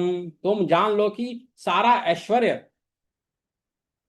तुम जान लो कि सारा ऐश्वर्य सौंदर्य तथा तेजस्वी सृष्टियां मेरे तेज के एक स्फुलिंग मात्र से उद्भूत है। अथवा अथवा बहुनैतेन किं ज्ञातेन तवार्जुन विष्टभ्याहमिदं कृत्स्नं मे कांशेन स्थितो जगत्। किंतु हे अर्जुन, इस सारे विषाद ज्ञान की आवश्यकता क्या है? मैं तो अपने एक अंश मात्र से संपूर्ण ब्रह्मांड में व्याप्त होकर इसको धारण करता हूं। और हमने पुरुष सूक्त में यह श्लोक जाना, एतावानस्य महिमा अतो ज्यायांश्च पुरुषः पादोस्य विश्वाभूतानि त्रिपादस्यामृतम दिवि। यह हमारे पूरे कंपैरेटिव लेक्चर का सबसे शक्तिशाली रेजोनेंस है। पुरुष सूक्त, पुरुष सूक्त प्रकट विश्व एक पाद, पुरुष उससे महान, गीता संपूर्ण जगत एक अंश से धारण किया हुआ।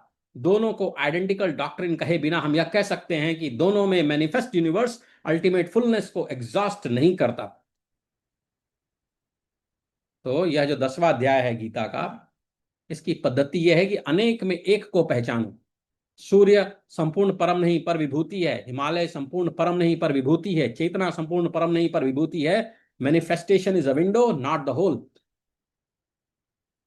Manifestation is a window to look into that whole, but it's not the whole. You cannot see that whole, that complete, that God, based on our Hindu traditional thinking. 11वां अध्याय विराट रूप। इसमें अर्जुन बोलते हैं कि आपने जिन अत्यंत गुह्य आध्यात्मिक विषयों का मुझे उपदेश दिया है, उसे सुनकर अब मेरा मोह दूर हो गया है। मदनुग्रहाय परमं गुह्यमध्यात्म संगितम यक्त्वयोक्तम वचस्तेना मोहोयम विगतो मम। इसमें जो है, जो तीसरा श्लोक है, इसमें अर्जुन कहते हैं कि एवमेतद्यथाथ त्वामा त्वमात्मानं परमेश्वरा दृष्टुमिच्छामि ते रूपम ऐश्वरम पुरुषोत्तम मन्यसे यदि तत्शक्यं मया दृष्टमिति प्रभो योगेश्वर ततो मे त्वं दर्शयात्मानमव्ययम्।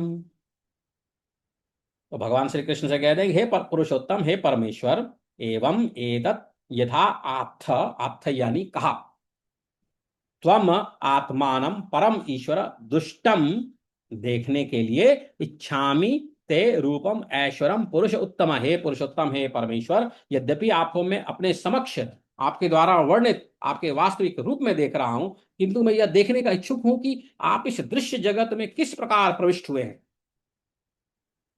मैं आपके उसी रूप का दर्शन करना चाहता हूं। तो यहां पे Arjun is trying to see the real परमेश्वर। हे प्रभु, हे योगेश्वर, यदि आप सोचते हैं कि मैं आपके विश्व रूप को देखने में समर्थ हो सकता हूं, तो कृपा करके मुझे अपना असीम विश्व रूप दिखाइए। मन्य से, यदि तुम सोचते हो, यदि तत्शक्यम, कि वह समर्थ, मया दुष्टमिति प्रभो योगेश्वर ततो मे तम दर्शयात्मानम अव्ययम। अगर आप सोचते हैं कि मैं इस चीज के काबिल हूं कि मैं उस आपके उस रूप को देख सकूं, विश्व रूप को देख सकूं, तो कृपा करके मुझे दिखाएं। तो भगवान श्री कृष्ण फिर कहते हैं, भगवान श्री कृष्ण कहते हैं कि पश्य मे पार्थ रूपाणि शतशोथ सहस्रशः नानाविधानि दिव्यानि नानावर्णाकृतानि च कृतीनि च। हे अर्जुन, हे पार्थ, अब तुम मेरे ऐश्वर्य को, सैकड़ों हजारों प्रकार के दैवी तथा विविध रंगों वाले रूप को देखो। फिर मैं अपने वो अपने अलग अलग रूपों के विषय में बताते हैं, अलग अलग उनके जो रूप हैं उनके विषय में बताते हैं। तो संजय, संजय जो कि इसको विटनेस कर रहे थे, वो बोलते हैं कि हे राजा, इस प्रकार कहकर महायोगेश्वर भगवान ने अर्जुन को अपना विश्व रूप दिखाया। और फिर बोलना शुरू करते हैं, बताते हैं क्या देखा उन्होंने। अनेक वक्त्र नयनम अनेकाभूत दर्शनम अनेक दिव्याभरणम दिव्यानेकोद्यतायुधम दिव्यमाल्याम्बरधरम दिव्यगंधानुलेपनम सर्वाश्चर्यमयम देवम अनंतम विश्वतोमुखम। अनेक वक्र नयनम अनेकाद्भुत दर्शनम अनेक दिव्याभरणम दिव्यानेकोद्यतायुधम दिव्यमाल्याम्बरधरम दिव्यगंधानुलेपनम सर्वाश्चर्यमयम देवम अनंतम विश्वतोमुखम। अर्जुन ने उस विश्व रूप में असंख्य मुख्य, अनेक वक्त्र, असंख्य नयन, अनेक वक्त्र नयनम अनेकाद्भुत दर्शनम तथा असंख्य आश्चर्यमय दृश्य देखे। अर्जुन ने उस विश्व रूप में असंख्य मुख्य, असंख्य नेत्र और असंख्य आश्चर्यमय दृश्य देखे। यह रूप अनेक दैवी आभूषणों से अलंकृत था, उनके दैवी हथियार उठाए हुए थे, यह दैवी मालाएं तथा वस्त्र धारण किए था, और उस पर अनेक दिव्य सुगंधियां लगी थी। सब कुछ आश्चर्यमय, तेजमय और असीम तथा सर्वत्र व्याप्त था।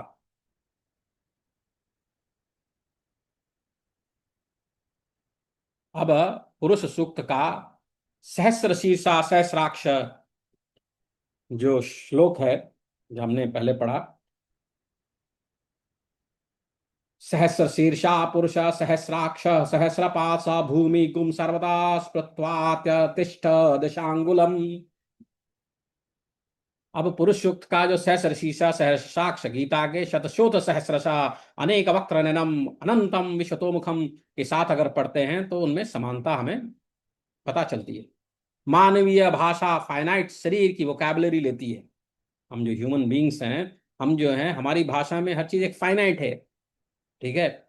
मानवीय भाषा फाइनाइट शरीर की वोकैबुलरी लेती है, मुख नेत्र बाहु, और इन्फिनिटी व्यक्त करने के लिए उन्हें मल्टीप्लाई कर देती है। यह लैंग्वेज कन्फ्रंटिंग इन्फिनिटी है। इसके बाद में 7वें श्लोक में भगवान श्री कृष्ण बताते हैं, इहैकस्थम जगत कृत्स्नम पश्याद्य सचराचरम मम देहे गुड़ाकेश यच्चान्य दृष्टमिच्छसि। हे अर्जुन, तुम जो भी देखना चाहते हो उसे तत्क्षण मेरे शरीर में देखो। तुम इस समय तथा भविष्य में भी जो भी देखना चाहते हो उसका यह विश्व रूप दिखाने वाला है। यहाँ एक ही स्थान पर चर अचर सब कुछ है। मम देहे, मेरे शरीर में संपूर्ण चराचर जगत और समय काल। अब पुरुष सूक्त के चंद्रमा मान सूर्य चक्षु वायु प्राण देव शीर्ष पृथ्वी पाद की मेजरी याद करें। चंद्रमा मनसो जातश्चक्षो सूर्यो अजायत श्रोत्राद्वायुश्च प्राणश्च मुखादग्निरजायत नाभ्यामासीद अंतरिक्ष गुम शीर्ष्णो द्यौ समवर्तत पदभ्याम भूमिर्दिशः श्रोत्रा तथा लोकान् कल्पयन्। पुरुष सूक्त कॉस्मोस को बॉडी लैंग्वेज में व्यक्त करता है। गीता में यहाँ पे अर्जुन को भगवान श्री कृष्ण इसके कॉस्मिक टोटलिटी एक डिवाइन बॉडी के रूप में देखने को कहते हैं भगवान श्री कृष्ण। यही पिंड ब्रह्मांड मोटिव का सबसे शक्तिशाली कंपैरेटिव क्षण है। फिर कहते हैं भगवान श्री कृष्ण, न तो माम शक्य से दृष्टुम मनेनैव स्वचक्षुषा दिव्यम ददामि ते चक्षु पश्य मे योगमैश्वरम। अब यहां पे एपिस्टेमियोलॉजी प्रवेश करती है। क्या हमारी परसेप्चुअल अपैरेटस रियलिटी को एग्जॉस्टिवली ग्रहण करती है? Can we really see this reality? Is there a way for us to go outside this creation and then see it from outside? It's not possible. Maybe in the future, who knows? We send these rockets into the space and we haven't been even able to see a small fraction of this cosmos. तो क्या हमारी perceptual apparatus reality को exhaustively ग्रहण करती है? आधुनिक विज्ञान स्वतंत्र रूप से बताता है कि मानव इंद्रियां सीमित रेंजेस ग्रहण करती हैं। हमारा जो विजन है वो विबज्योर हम पढ़ते हैं, एक ही रेंज, एक लिमिटेड रेंज है जिसमें कि हम चीजों को देख सकते हैं। कान में हमारी जो सुनने की ताकत है वो एक लिमिटेड रेंज है। ब्रेन इंफॉर्मेशन को सिलेक्ट और तथा ऑर्गेनाइज करता है। तो मानव इंद्रियां सीमित रेंजेस ग्रहण करती हैं और ब्रेन इंफॉर्मेशन को सिलेक्ट तथा ऑर्गेनाइज करती हैं। गीता का दिव्य चक्षु एक थियोलॉजिकल क्लेम है। इसे न्यूरल मैकेनिज्म नहीं कह सकते हम, पर शेयर्ड फिलोसॉफिकल क्वेश्चन वैध है कि जो मैं सामान्यतः देखता हूं, क्या रियलिटी केवल उतनी ही है? क्या रियलिटी इसी फ्रीक्वेंसी में है जिसमें कि मैं चीजों को दुनिया में देख पा रहा हूं? इसके आजू बाजू में ही तो वेव फॉर्म है। अगर मेरे पास उस टाइप के न्यूरॉन्स होते विजुअल कॉर्टेक्स में, हो सकता था कि मैं शायद इंफ्रारेड रेडिएशन वाले वेवलेंथ्स को भी देख सकता, या कोई वहां से चल के आ रहा है तो उसके पैरों की धुनी से जो वेवलेंथ्स बन रही है उनको मैं देख भी सकता। हो सकता था, नहीं हुआ है क्योंकि हमारे पास वो शक्ति नहीं है। तो यहाँ पे भगवान श्री कृष्ण कहते हैं कि किंतु न तो माम शक्य से दृष्टुम मनेनैव स्वचक्षुषा दिव्यम ददामि ते चक्षु पश्य मे योगमैश्वरम। किंतु तुम मुझे अपनी इन आंखों से नहीं देख सकते, अतः मैं तुम्हें दिव्य आंखें दे रहा हूं, अब मेरे योग ऐश्वर्य को देखो। फिर वो बताना शुरू करते हैं। तो पहले तो संजय उवाच, संजय ही बता रहे हैं कि क्या दिख रहा है। जैसे बता रहे हैं कि एवमुक्त्वा ततो राजन् महायोगेश्वरो हरि दर्शयामास पार्थाय परमं रूपमैश्वरम्। तो सहस्र सूर्य दिवि सूर्य सहस्रस्य भवेद्युगपदुत्थिता यदि भासदृशी सा स्यात् भासस्तस्य महात्मना। यदि आकाश में हजारों सूर्य एक साथ उदय हों तो उनका प्रकाश शायद परम पुरुष के इस विश्व रूप के तेज की समता कर सके। मतलब अगर हजारों सूर्य एक साथ अगर उग जाएं, तब जो दिख रहा है शायद वैसा कुछ हो। फिर सहस्र लौटता है। यदि एक साथ हजार सूर्य उदित हो तो सहस्र मतलब हजार नहीं, मतलब एक मैग्नीट्यूड, एक एग्जाम्पल लिया जा रहा है। यहां संख्या मैग्नीट्यूड और ओवरवेलमिंग ल्यूमिनोसिटी की भाषा बनती है। फिर आगे बता रहे हैं अगले श्लोक में, तत्रैकस्थम जगत कृत्स्नम प्रविभक्त मनेकधा अपश्य देवदेवस्य शरीरे पांडवस्तदा। उस समय अर्जुन भगवान के विश्व रूप में एक ही स्थान पर स्थित हजारों भागों में विभक्त ब्रह्मांड के अनंत अंशों को देख सका। यह पंक्ति पूरे व्याख्यान का सूत्र बन सकती है हमारे, जो आज मैं जो व्याख्यान दे रहा हूं, इसका ये एक सूत्र बन सकता है कि एक स्तंभ एक में स्थित प्रविभक्तम अनेकदा, अनेक प्रकार से विभक्त। Unity does not abolish multiplicity, multiplicity does not necessary abolish unity. ये इसका भाव है। पुरुष सूक्त के एक पुरुष और विश्व भूतों की समस्या यहां दृश्य रूप लेती है। फिर 16वें श्लोक में आती है बात। अर्जुन बता रहा है, अनेक बाहूदर वक्त्र नेत्रम पश्यामि त्वां सर्वतोऽनंत रूपम नान्तं न मध्यम पुनस्तवादिम पश्यामि विश्वेश्वर विश्वरूप। हे विश्वेश्वर, हे विश्वरूप, मैं आपके शरीर में अनेकानेक हाथ, पेट, मुंह तथा आंखें देख रहा हूं, जो सर्वत्र फैले हैं और जिनका अंत नहीं है। आप में न अंत दिखता है, न मध्य और न आदि, न आदि है न अंत है न मध्य है।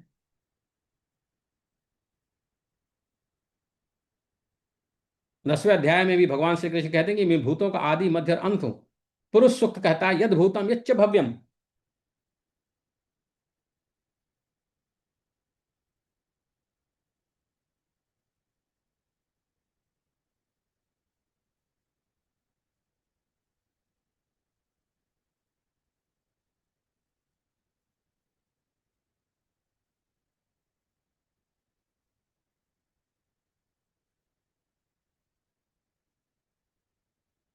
तीनों जो टेक्स्ट हमने पढ़े उसमें स्पेस और टाइम की सामान्य सीमाएं टूटती हैं। फिर 25वें श्लोक में विराट जो है, विराट स्वरूप भगवान का जैसे सुंदर नहीं है, काल भय और विनाश का भी उसमें वर्णन आता है। तो कंप्लीट टोटैलिटी में से सुंदर चीजें ही नहीं होती है, सब चीज है। समय है, काल, मृत्यु, भय, फियर, विनाश, डिस्ट्रक्शन।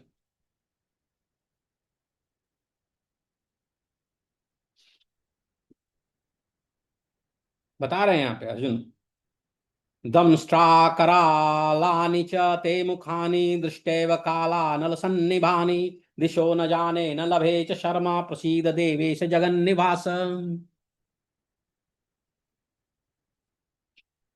हे देवेश, हे जगन्निवास, आप मुझ पर प्रसन्न हो। मैं इस प्रकार से आपके प्रलय अग्नि स्वरूप मुखों को तथा विकराल दांतों को देखकर अपना संतुलन नहीं रख पा रहा। मैं सब ओर से मोहग्रस्त हो रहा हूं। फिर आगे बता रहे हैं कि धृतराष्ट्र के सारे पुत्र अपने समस्त सहायकों, राजाओं सहित तथा भीष्म, द्रोण, कर्ण एवं हमारे प्रमुख योद्धा भी आपके विकराल मुंह में प्रवेश कर रहे हैं। उनमें से कुछ के शिरों को तो मैं आपके दांतों के बीच चूर्णित होता हुआ देख रहा हूं। अमी चताम धृतराष्ट्रस्य पुत्रा सर्वे सहैवाव निपाल संगई भीष्मो द्रोणासूत पुत्रस्तथासौ सहास्मदीयैरपि योध मुख्यैः वक्त्राणि ते त्वरमाणा विशन्ति दंष्ट्राकरालानि भयानकानि केचिद्वलग्ना दशनान्तरेषु सन्दृश्यन्ते चूर्णितैरुक्तमाङ्गैः यथा नदीनां बहवोऽम्बुवेगा समुद्रमेवाभिमुखा द्रवन्ति तथा तवामि नरलोकवीरा विशन्ति वक्त्राण्यभिविज्वलन्ति। जिस प्रकार नदियों को अनेक तरंग समुद्र में प्रवेश करती हैं, यथा नदीनां बहवो अम्बुवेगा, अम्बुवेग जल की तरंगे जिस प्रकार नदियों को समुद्र में, समुद्र की ओर प्रवेश करती हैं, उसी प्रकार ये समस्त महान योद्धा भी, तथा उसी प्रकार तवामी नरलोक वीरा, आपके प्रज्वलित मुख में प्रवेश कर रहे हैं। विशंति वक्त्राण्य भी विज्वलंती, विशंति अर्थात प्रवेश कर रहे हैं, वक्त्राणी मुखों में, अभी विज्वलंती प्रज्वलित हो रहे हैं। यथा प्रदीतम ज्वलनम पतंगा विशन्ति नाशाय समृद्ध वेगा तथैव नाशाय विशन्ति लोकास्तवापि वक्त्राणि समृद्ध वेगा। मैं समस्त लोगों को पूर्ण वेग से आपके मुख में उसी प्रकार प्रविष्ट होते देख रहा हूं जिस प्रकार पतंगे अपने विनाश के लिए प्रज्वलित अग्नि में कूद पड़ते हैं। यथा तथैव, यथा प्रदीतम ज्वलनम पतंगा विशन्ति नाशाय समृद्ध वेगा, उसी प्रकार नाशाय विशन्ति लोकास्तवापि वक्त्राणि समृद्ध वेगा।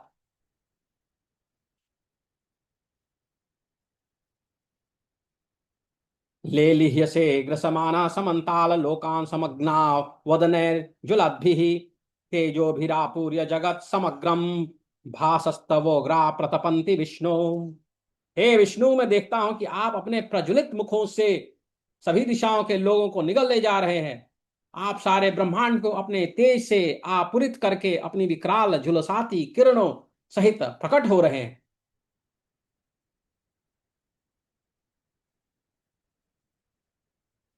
तो यदि हम विश्व रूप को केवल कॉस्मिक यूनिटी बना दे तो गीता के इस 11 अध्याय के आधे दर्शन को खो देंगे।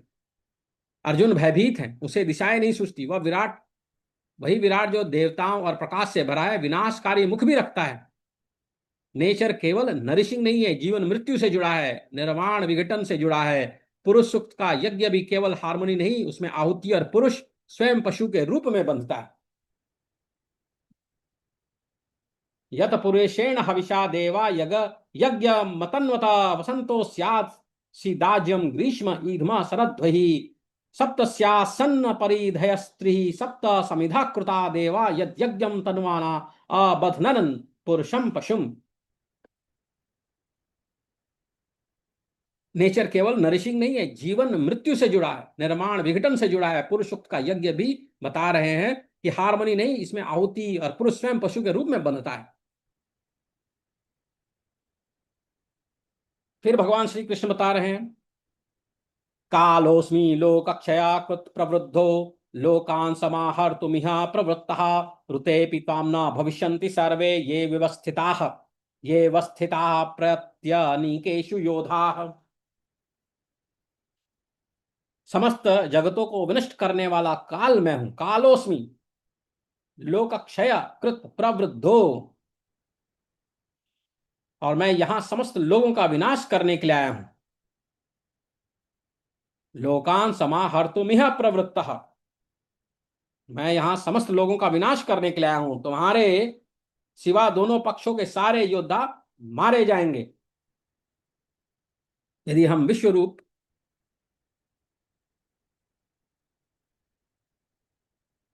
यहां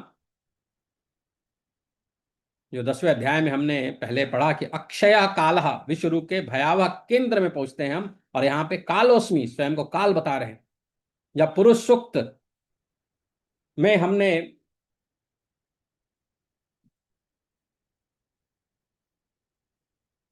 पढ़ा दूसरे श्लोक में, यद भूतम यच्च भाव्यम। तो अब पुरुष सूक्त 2 का यद भूतम यच्च भाव्यम केवल शांत मेटाफिजिक्स नहीं रह जाता। यदि अल्टीमेट रियलिटी काल को भी समाहित करती है तो जन्म मृत्यु, इमर्जेंस एंड डिसोल्यूशन दोनों उस टोटलिटी में है। पुरुषा एवेदगुम सर्वम यद भूतम यच्च भाव्यम उतामृतत्व शेषानो यदन्नेनातिरोहति। उसी टोटलिटी में है emergence and dissolution, creation, maintenance and destruction, उसी रियलिटी के अंदर है, उसी टोटलिटी के अंदर है। यज्ञ के फिलोसॉफिकल अर्थ को भी यहां मैच्योर करना होगा। ट्रांसफॉर्मेशन हमेशा कंफर्टेबल नहीं होता। Transformation is not always comfortable. जो उत्पन्न होता है वह नष्ट भी होता है। जीवन स्वयं मोर्टैलिटी की शर्त पर चलता है, जो उत्पन्न हुआ है वो नष्ट होगा। क्या मानव मन विराट को सह सकता है? क्या मानव मन विराट को सह सकता है? बहुत अच्छा प्रश्न है। तो इस विषय में जो 46वां श्लोक है 11वें अध्याय का, वो पढ़ते हैं। इसमें अर्जुन बता रहे हैं कि हे विराट रूप, हे सहस्त्रभुज भगवान, मैं आपकी मुकुटधारी चतुर्भुज रूप का दर्शन करना चाहता हूं, जिसमें आप अपने चारों हाथों में शंख, चक्र, गदा तथा पद्म धारण किए हुए हो। मैं उसी रूप को देखने की इच्छा करता हूं। क्यों? क्योंकि इससे पहले के श्लोक में, 45वें श्लोक में और उससे पहले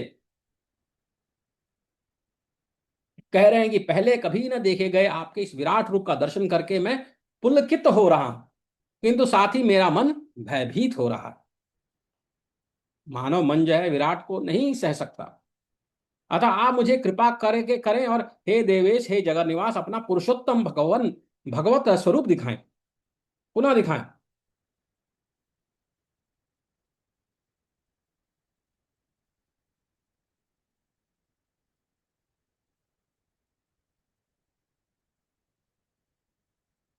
आदृष्ट पूर्वम हृषितोस्मि दृष्ट्वा भयेन च प्रव्यथितं मनो में तदेव में दर्शया देव रूपम प्रसीद देवेश जगन्निवास।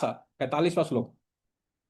उसके बाद में कहते हैं, किरीटिनम गदिनम चक्रहस्तम इच्छामि ताम द्रष्टुमहम तथैव तेनैव रूपेण चतुर्भुजेन सहस्रभावो भव विश्वमूर्ते।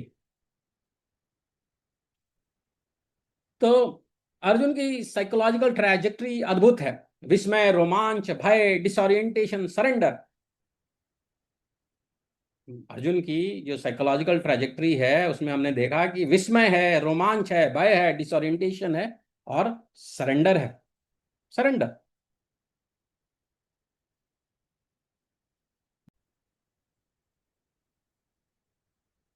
अर्जुन की साइकोलॉजिकल ट्रैजेक्टरी अद्भुत है। विस्मय, रोमांच, भय, डिसोरिएंटेशन, सरेंडर। वह अल्टीमेट रियलिटी देखना चाहता था। दर्शन मिलने पर वह फेमिलियर फॉर्म की वापसी चाहता है। कहता है, किरीटिनम गदिनम चक्रहस्तिम इच्छामि त्वाम द्रष्टुमहं तथैव तेनेव रूपेण चतुर्भुजेन सहस्रबाहो भव विश्वमूर्ते। यह मनुष्य की कॉग्निटिव कंडीशन पर प्रश्न उठाता है। हम इन्फिनिटी की कल्पना करना चाहते हैं, लेकिन हमारा nervous system finite, embodied, action oriented world में काम करता है। यह विश्व रूप की न्यूरो साइंटिफिक एक्सप्लेनेशन नहीं, यह कंपैरेटिव क्वेश्चन है। क्या मानव कॉग्निशन टोटलिटी के बजाय मैनेजेबल रिप्रेजेंटेशन पर निर्भर है? क्या हम रियलिटी को मैं, तुम, वस्तु, स्थान, समय जैसी कैटेगरी में विभाजित करके ही व्यवहार कर पाते हैं? फिर आगे श्लोक आता है जिसमें अर्जुन कहते हैं कि दृष्ट्वा इदं मानुषं रूपं तव सौम्यं जनार्दन इदानीमस्मि संवृत्तः सचेताः प्रकृतिं गतः। जब अर्जुन ने कृष्ण को उनके आदि रूप में देखा तो कहा, हे जनार्दन, आपके इस अतीव सुंदर मानवीय रूप को देखकर मैं अब स्थिर चित्त हूं और मैंने अपनी प्राकृत अवस्था प्राप्त कर ली है।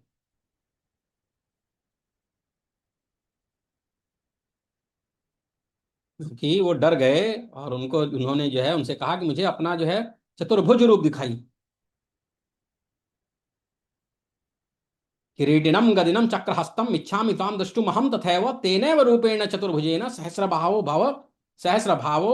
सहस्रबाहो भव विश्वमूर्ते। ऐसा भगवान श्री कृष्ण से अनुरोध करते हैं कि अपना चतुर्भुज सुंदर रूप दिखाएं। तो भगवान कहते हैं, मया प्रसन्नेन तवार्जुनेदं रूपम परम दर्शितम् मात्म योगात् तेजोमयम विश्वमनंतमाद्यम यन्मे त्वदन्येन न दृष्टपूर्वम। हे अर्जुन, मैंने प्रसन्न होकर अपनी अंतरंगा शक्ति के बल पर तुम्हें इस संसार में अपने इस परम विश्व रूप का दर्शन कराया है। इसके पूर्व अन्य किसी ने इस असीम तथा तेजो में आदि रूप को कभी नहीं देखा था। न वेद यज्ञाध्ययनैर्न दानैर्न च क्रियाभिर्न तपोभिरुग्रैः एवं रूपा शक्य अहम लोके दुष्टुम त्वदन्येन कुरु प्रवीर।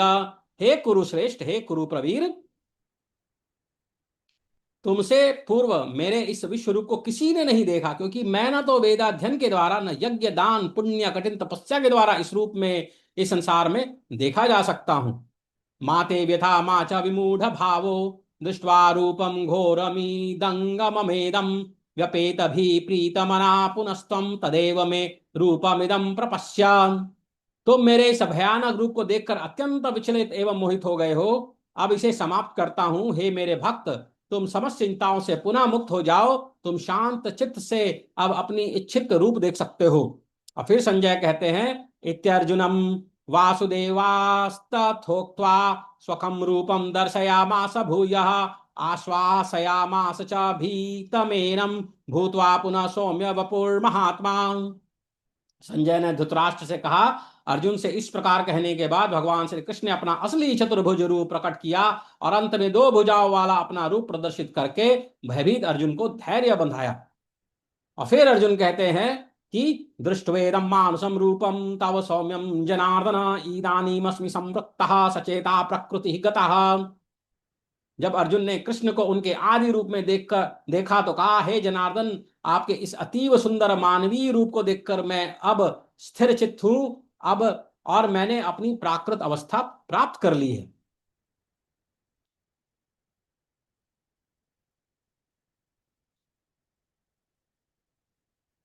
तो अर्जुन कहता है कि अब मैं सचेत होकर अपनी सामान्य अवस्था में लौट आया हूं। यह वाक्य फिनोमेनोलॉजी की दृष्टि से अत्यंत रोचक है। विश्व रूप में ऑर्डिनरी बाउंड्रीज कोलैप्स होती हैं।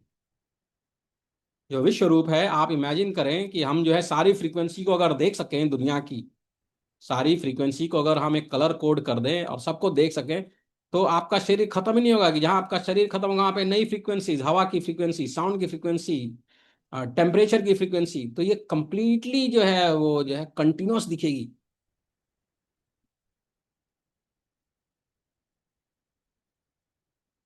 तो विश्व रूप में ऑर्डिनरी बाउंड्रीज कोलैप्स होती हैं। सौम्य मनुष्य रूप उन बाउंड्रीज को फिर मैनेजेबल बनाता है। शायद यही कारण है कि 10वें अध्याय की विभूति मेथड साइकोलॉजिकली महत्वपूर्ण लगती है। होल को एक साथ न सह पाओ तो उसकी झलक अनेक परिचित रूपों में पहचानो। जो इंटायरिटी है, जो होल है, जो कंप्लीट है, उसको एक साथ नहीं हम सह पाएंगे, इसलिए उसकी झलक जो है अलग अलग परिचित रूपों में हम पहचानते हैं कि यह पहाड़ है, या पर्वत है, या नदी है, या वायु है। इसे एक सूत्र में कहें, विभूति योग में भी कॉग्निटिवली टॉलरेबल राउट टू विश्व रूप। विभूति योग विराट को मानव अनुभव की ग्रहणीय इकाइयों में देखने का साधना देखने की साधना बन सकता है। फिर आगे भगवान श्री कृष्ण कहते हैं कि सुदुर्दर्शमिदं रूपम दृष्टवानसि यन्मम देवा अप्यस्य रूपस्य नित्यम दर्शकांक्षण। श्री भगवान ने कहा, अर्जुन, तू मेरे जिस रूप को इस समय देख रहे हो उसे देख पाना अत्यंत दुष्कर है। यहां तक कि देवता भी इस अत्यंत प्रिय रूप को देखने की ताक में रहते हैं। और फिर कहते हैं कि ना हम वेदैर्न तपसा न दानेन न चेज्जया शक्य एवं विधो दृष्टुम दृष्टवान सी माम यथा। तुम अपने दिव्य नेत्रों से जिस रूप का दर्शन कर रहे हो उसे ना तो वेद अध्ययन से, ना कठिन तपस्या से, ना दान से, ना पूजा से ही जाना जा सकता है। कोई इन साधनों के द्वारा मुझे मेरे रूप में नहीं देख सकता। और फिर कहते हैं, भक्त्या त्वनन्यया शक्य अहमेवं विधोर्जुन ज्ञातुम दृष्टुम च तत्त्वेन प्रवेष्टुम च परंतप। हे अर्जुन, केवल अनन्य भक्ति द्वारा मुझे उस रूप में समझा जा सकता है जिस रूप में मैं तुम्हारे समक्ष खड़ा हूं। इसी प्रकार मेरा साक्षात दर्शन भी किया जा सकता है। केवल इसी विधि से तुम मेरे ज्ञान के रहस्य को पा सकते हो। तो तीन क्रियाएं ध्यान देने योग्य हैं, ज्ञातुम दृष्टुम प्रवेष्टुम। ज्ञातुम दृष्टुम प्रवेष्टुम। ज्ञातुम जानने, दृष्टुम देखने, प्रवेष्टुम प्रवेश करने। जानना, देखना और प्रवेश करना। किसी सत्य के बारे में इंफॉर्मेशन होना एक स्तर है, उसका प्रत्यक्ष या एग्जिस्टेंशियल दर्शन करना दूसरा, और उस सत्य के अनुरूप अपने जीवन को रूपांतरित करना, उसमें प्रवेश करना, यह तीसरा। यही दर्शन स्पिरिचुअलिटी और प्रैक्टिस की ओर जाता है। केवल कॉस्मिक थ्योरी पर्याप्त नहीं है।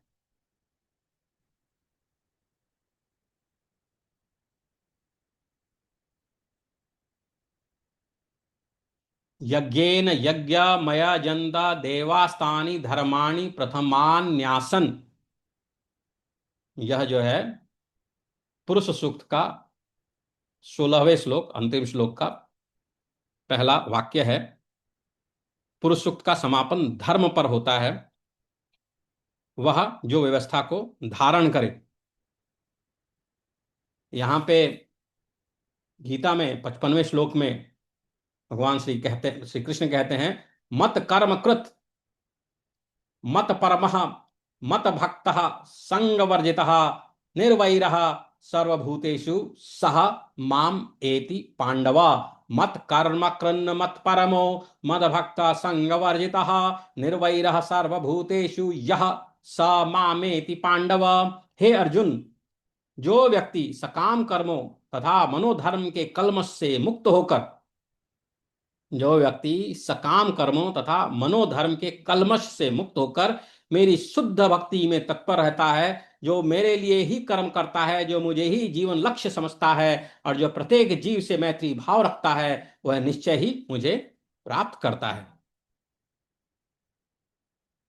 तो यज्ञ से धर्म और विश्व रूप से कर्म, यह जो श्लोक हमने पढ़ा, ठीक है, यहां पे गीता का विश्व रूप दर्शन किस पर समाप्त होता है? कर्म भक्ति असंग और निर्वैरः सर्वभूतेषु। निर्वैरः सर्वभूतेषु, किसी से शत्रुता रहित समस्त जीवों में। यही निर्णायक परिवर्तन है। Metaphysics generates ethics. आप रियलिटी को कैसे देखते हैं, उससे आपका आचरण बदलना चाहिए। निर्वैरः सर्वभूतेषु, जो प्रत्येक जीव से मैत्री भाव रखता है। मत कर्म कृन्न मत परमो मद भक्ता संग वर्जिता निर्वैरः सर्वभूतेषु यह स मामेति पांडव। यदि सहस्र शीर्षा पुरुष है तो दूसरे मनुष्य का सिर पूर्णतः अन्य कैसे हुआ? यदि अहमात्मा सर्वभूताशय स्थितः है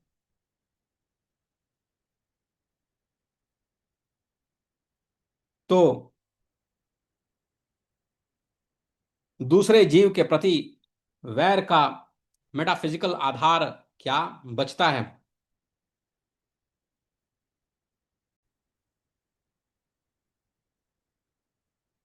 यहां पुरुष सूक्त के सामाजिक मंत्र की भी नैतिक कसौटी सामने आती है। किसी भी इंटरप्रिटेशन को यह प्रश्न झेलना होगा कि क्या वह विराट की यूनिटी से म्यूचुअल ऑब्लिगेशन निकालता है या डिनोमिनेशन, सॉरी डोमिनेशन। क्या वह विराट की यूनिटी से म्यूचुअल ऑब्लिगेशन निकालता है या डोमिनेशन? गीता के 11वें अध्याय का समापन स्पष्टतः निर्वैरः सर्वभूतेषु की दिशा में जाता है। यह गीता का जो अंतिम श्लोक है 11वें अध्याय का, इसमें भगवान श्री कृष्ण कहते हैं निर्वैरः सर्वभूतेषु यः मामेति पांडव। हे अर्जुन, जो व्यक्ति सकाम कर्मों तथा मनोधर्म के कल्मश से मुक्त होकर मत कर्म कृन्न मत परमो मद भक्त संग वर्जिता मेरी शुद्ध भक्ति में तत्पर रहता है, जो मेरे लिए कर्म करता है, जो मुझे ही जीवन लक्ष्य समझता है, और जो निर्वैरा सर्वभूतेषु, जो प्रत्येक जीव से मैत्री भाव रखता है, वह निश्चय ही मुझे प्राप्त करता है। यह स मामेति माम एति पांडव।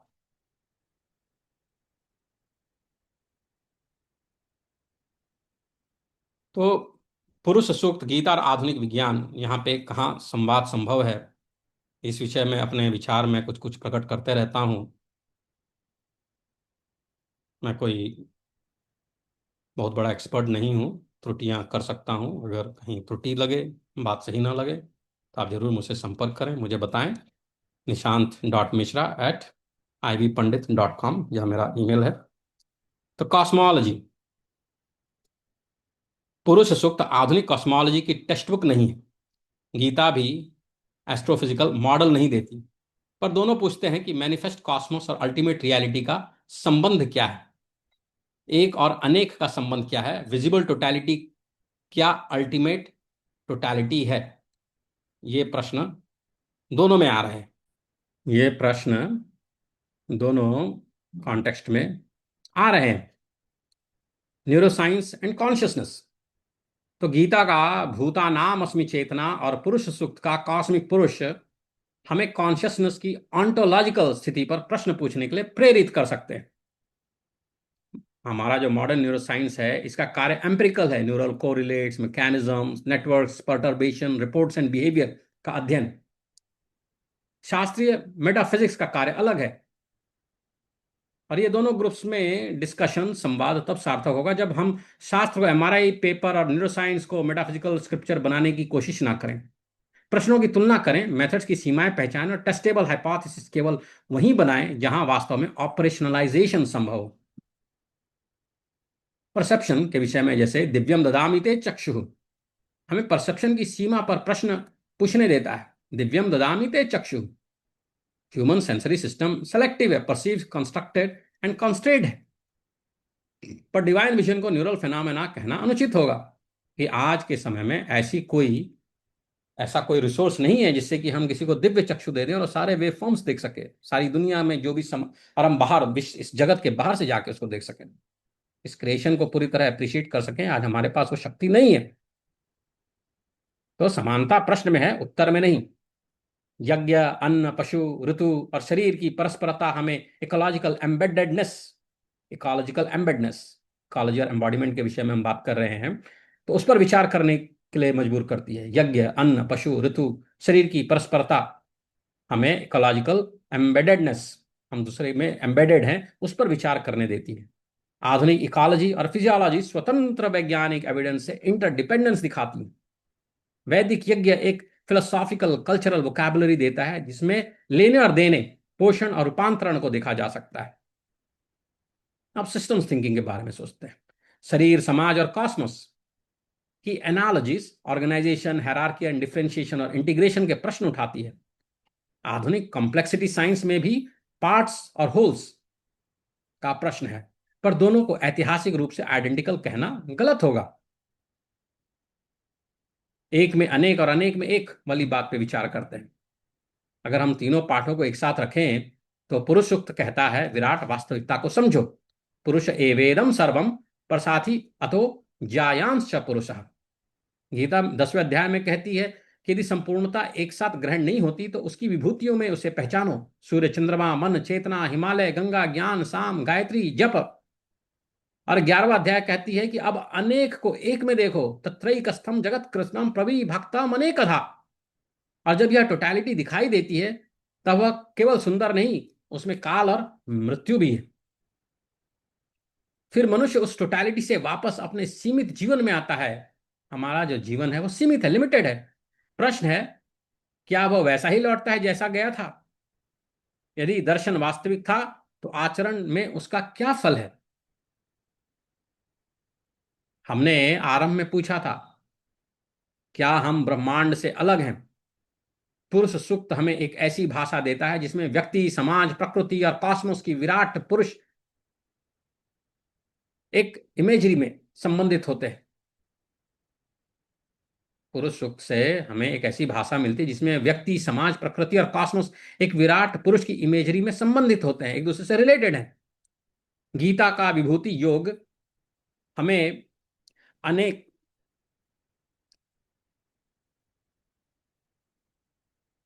गीत गीता का विभूति योग हमें अनेक में उस एक झलक पहचानना सिखाता है। विश्वरूप दर्शन अनेक को एक में एक साथ रख देता है और मनुष्य की सामान्य चेतना उस विराटता से कांप उठती है। लेकिन शायद अंतिम प्रश्न मेटाफिजिक्स का नहीं, एथिक्स का है। यदि मैं वास्तव में यह मानता हूं कि मेरा अस्तित्व किसी विशाल परस्पर संबंध व्यवस्था का भाग है, if I believe that my existence is closely related to mutually related system, तब मैं दूसरे मनुष्य, दूसरे जीव, समाज और प्रकृति के प्रति कैसे व्यवहार करूं? सहस्रीशा पुरुषा सहस्राक्ष सहस्रपात, यदि उसके सिर सर्वत्र हैं तो मैं किस सिर को तुच्छ समझूं? अगर उसके सिर सर्वत्र हैं, सब जगह हैं, तो मैं कौन से सिर को जो है तुच्छ समझूं?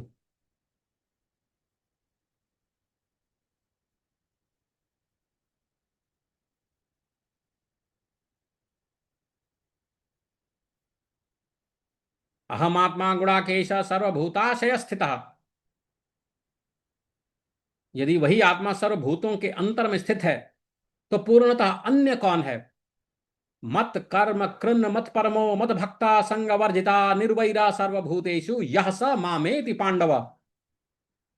और यदि विश्वरूप दर्शन की अंतिम कसौटी निर्वैरा सर्वभूतेषु है तो विराट का दर्शन केवल कॉस्मिक स्पेक्टेकल नहीं रह सकता, वह जीवन की दिशा बदलने वाला दर्शन होना चाहिए। इसलिए पुरुष सूक्त और गीता के 10वें और 11वें अध्याय को साथ पढ़ते हुए मैं इस यात्रा को 4 शब्दों में देखता हूं। सत्ता,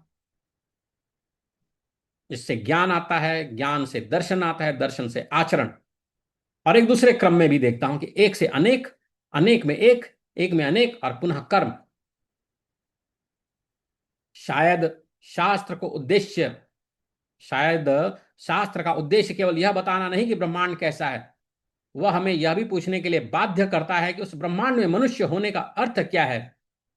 और यही प्रश्न आज भी खुला है। ओम शांति ही, शांति ही, शांति ही।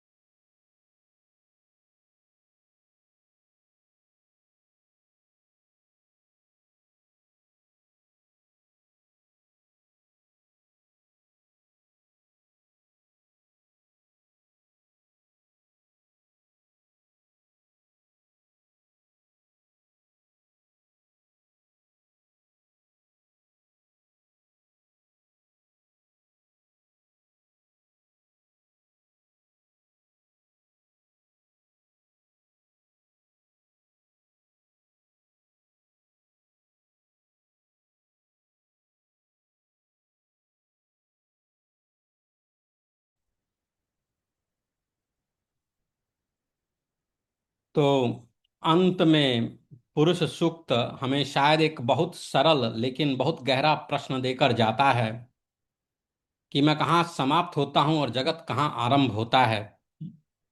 ऋषि कहते हैं सहस्र शीर्षा पुरुष सहस्राक्ष सहस्रपात। वही दृष्टि गीता के 10वें अध्याय में हमें संसार की प्रत्येक उत्कृष्ट विभूति में दिव्यता पहचानना सिखाती है। और 11वें अध्याय में अर्जुन उसी सत्य को विश्व रूप के रूप में देखते हैं, अनेक में एक और एक में अनेक। उपनिषद इस खोज को हमारे भीतर ले जाता है। अहम ब्रह्मास्मि, यह अहंकार की घोषणा नहीं बल्कि अहंकार की सीमा का अतिक्रमण है। शंकराचार्य का अद्वैत हमें याद दिलाता है कि नाम और रूप अनेक हो सकते हैं, लेकिन उनके पीछे अंतिम सत्य में एकत्व की खोज संभव है। और शायद इसी दृष्टि से नैतिक परिणाम निकलता है वसुधैव कुटुंबकम। यदि मनुष्य, पशु, वृक्ष, नदी, वायु और पृथ्वी एक परस्पर निर्भर जगत के अंग हैं, तो प्रकृति का सम्मान किसी बाहरी वस्तु की रक्षा नहीं, अपने ही विस्तृत अस्तित्व के प्रति उत्तरदायित्व है। इसलिए शायद प्रश्न यह नहीं है कि ईश्वर कहाँ है, प्रश्न यह है कि यदि संपूर्ण जगत उसी परम सत्य से व्याप्त है तो ऐसा कौन सा स्थान है जहां वह नहीं है। यही पुरुष सुक्त से विश्वरूप तक की यात्रा है, भेद से अभेद की ओर, पृथकता से परस्परता की ओर, और मैं से हम की ओर। इसी के साथ आज का मेरा मेरे विचारों को प्रकट करना जो है यहाँ पे एक विराम लगाऊंगा, वाणी को विराम दूंगा। और आप सबसे अनुरोध करूंगा कि आप अगर कोई विचार प्रकट करना चाहते हैं तो मुझसे जरूर संपर्क करें। हरिओम। ओम नमः शिवाय।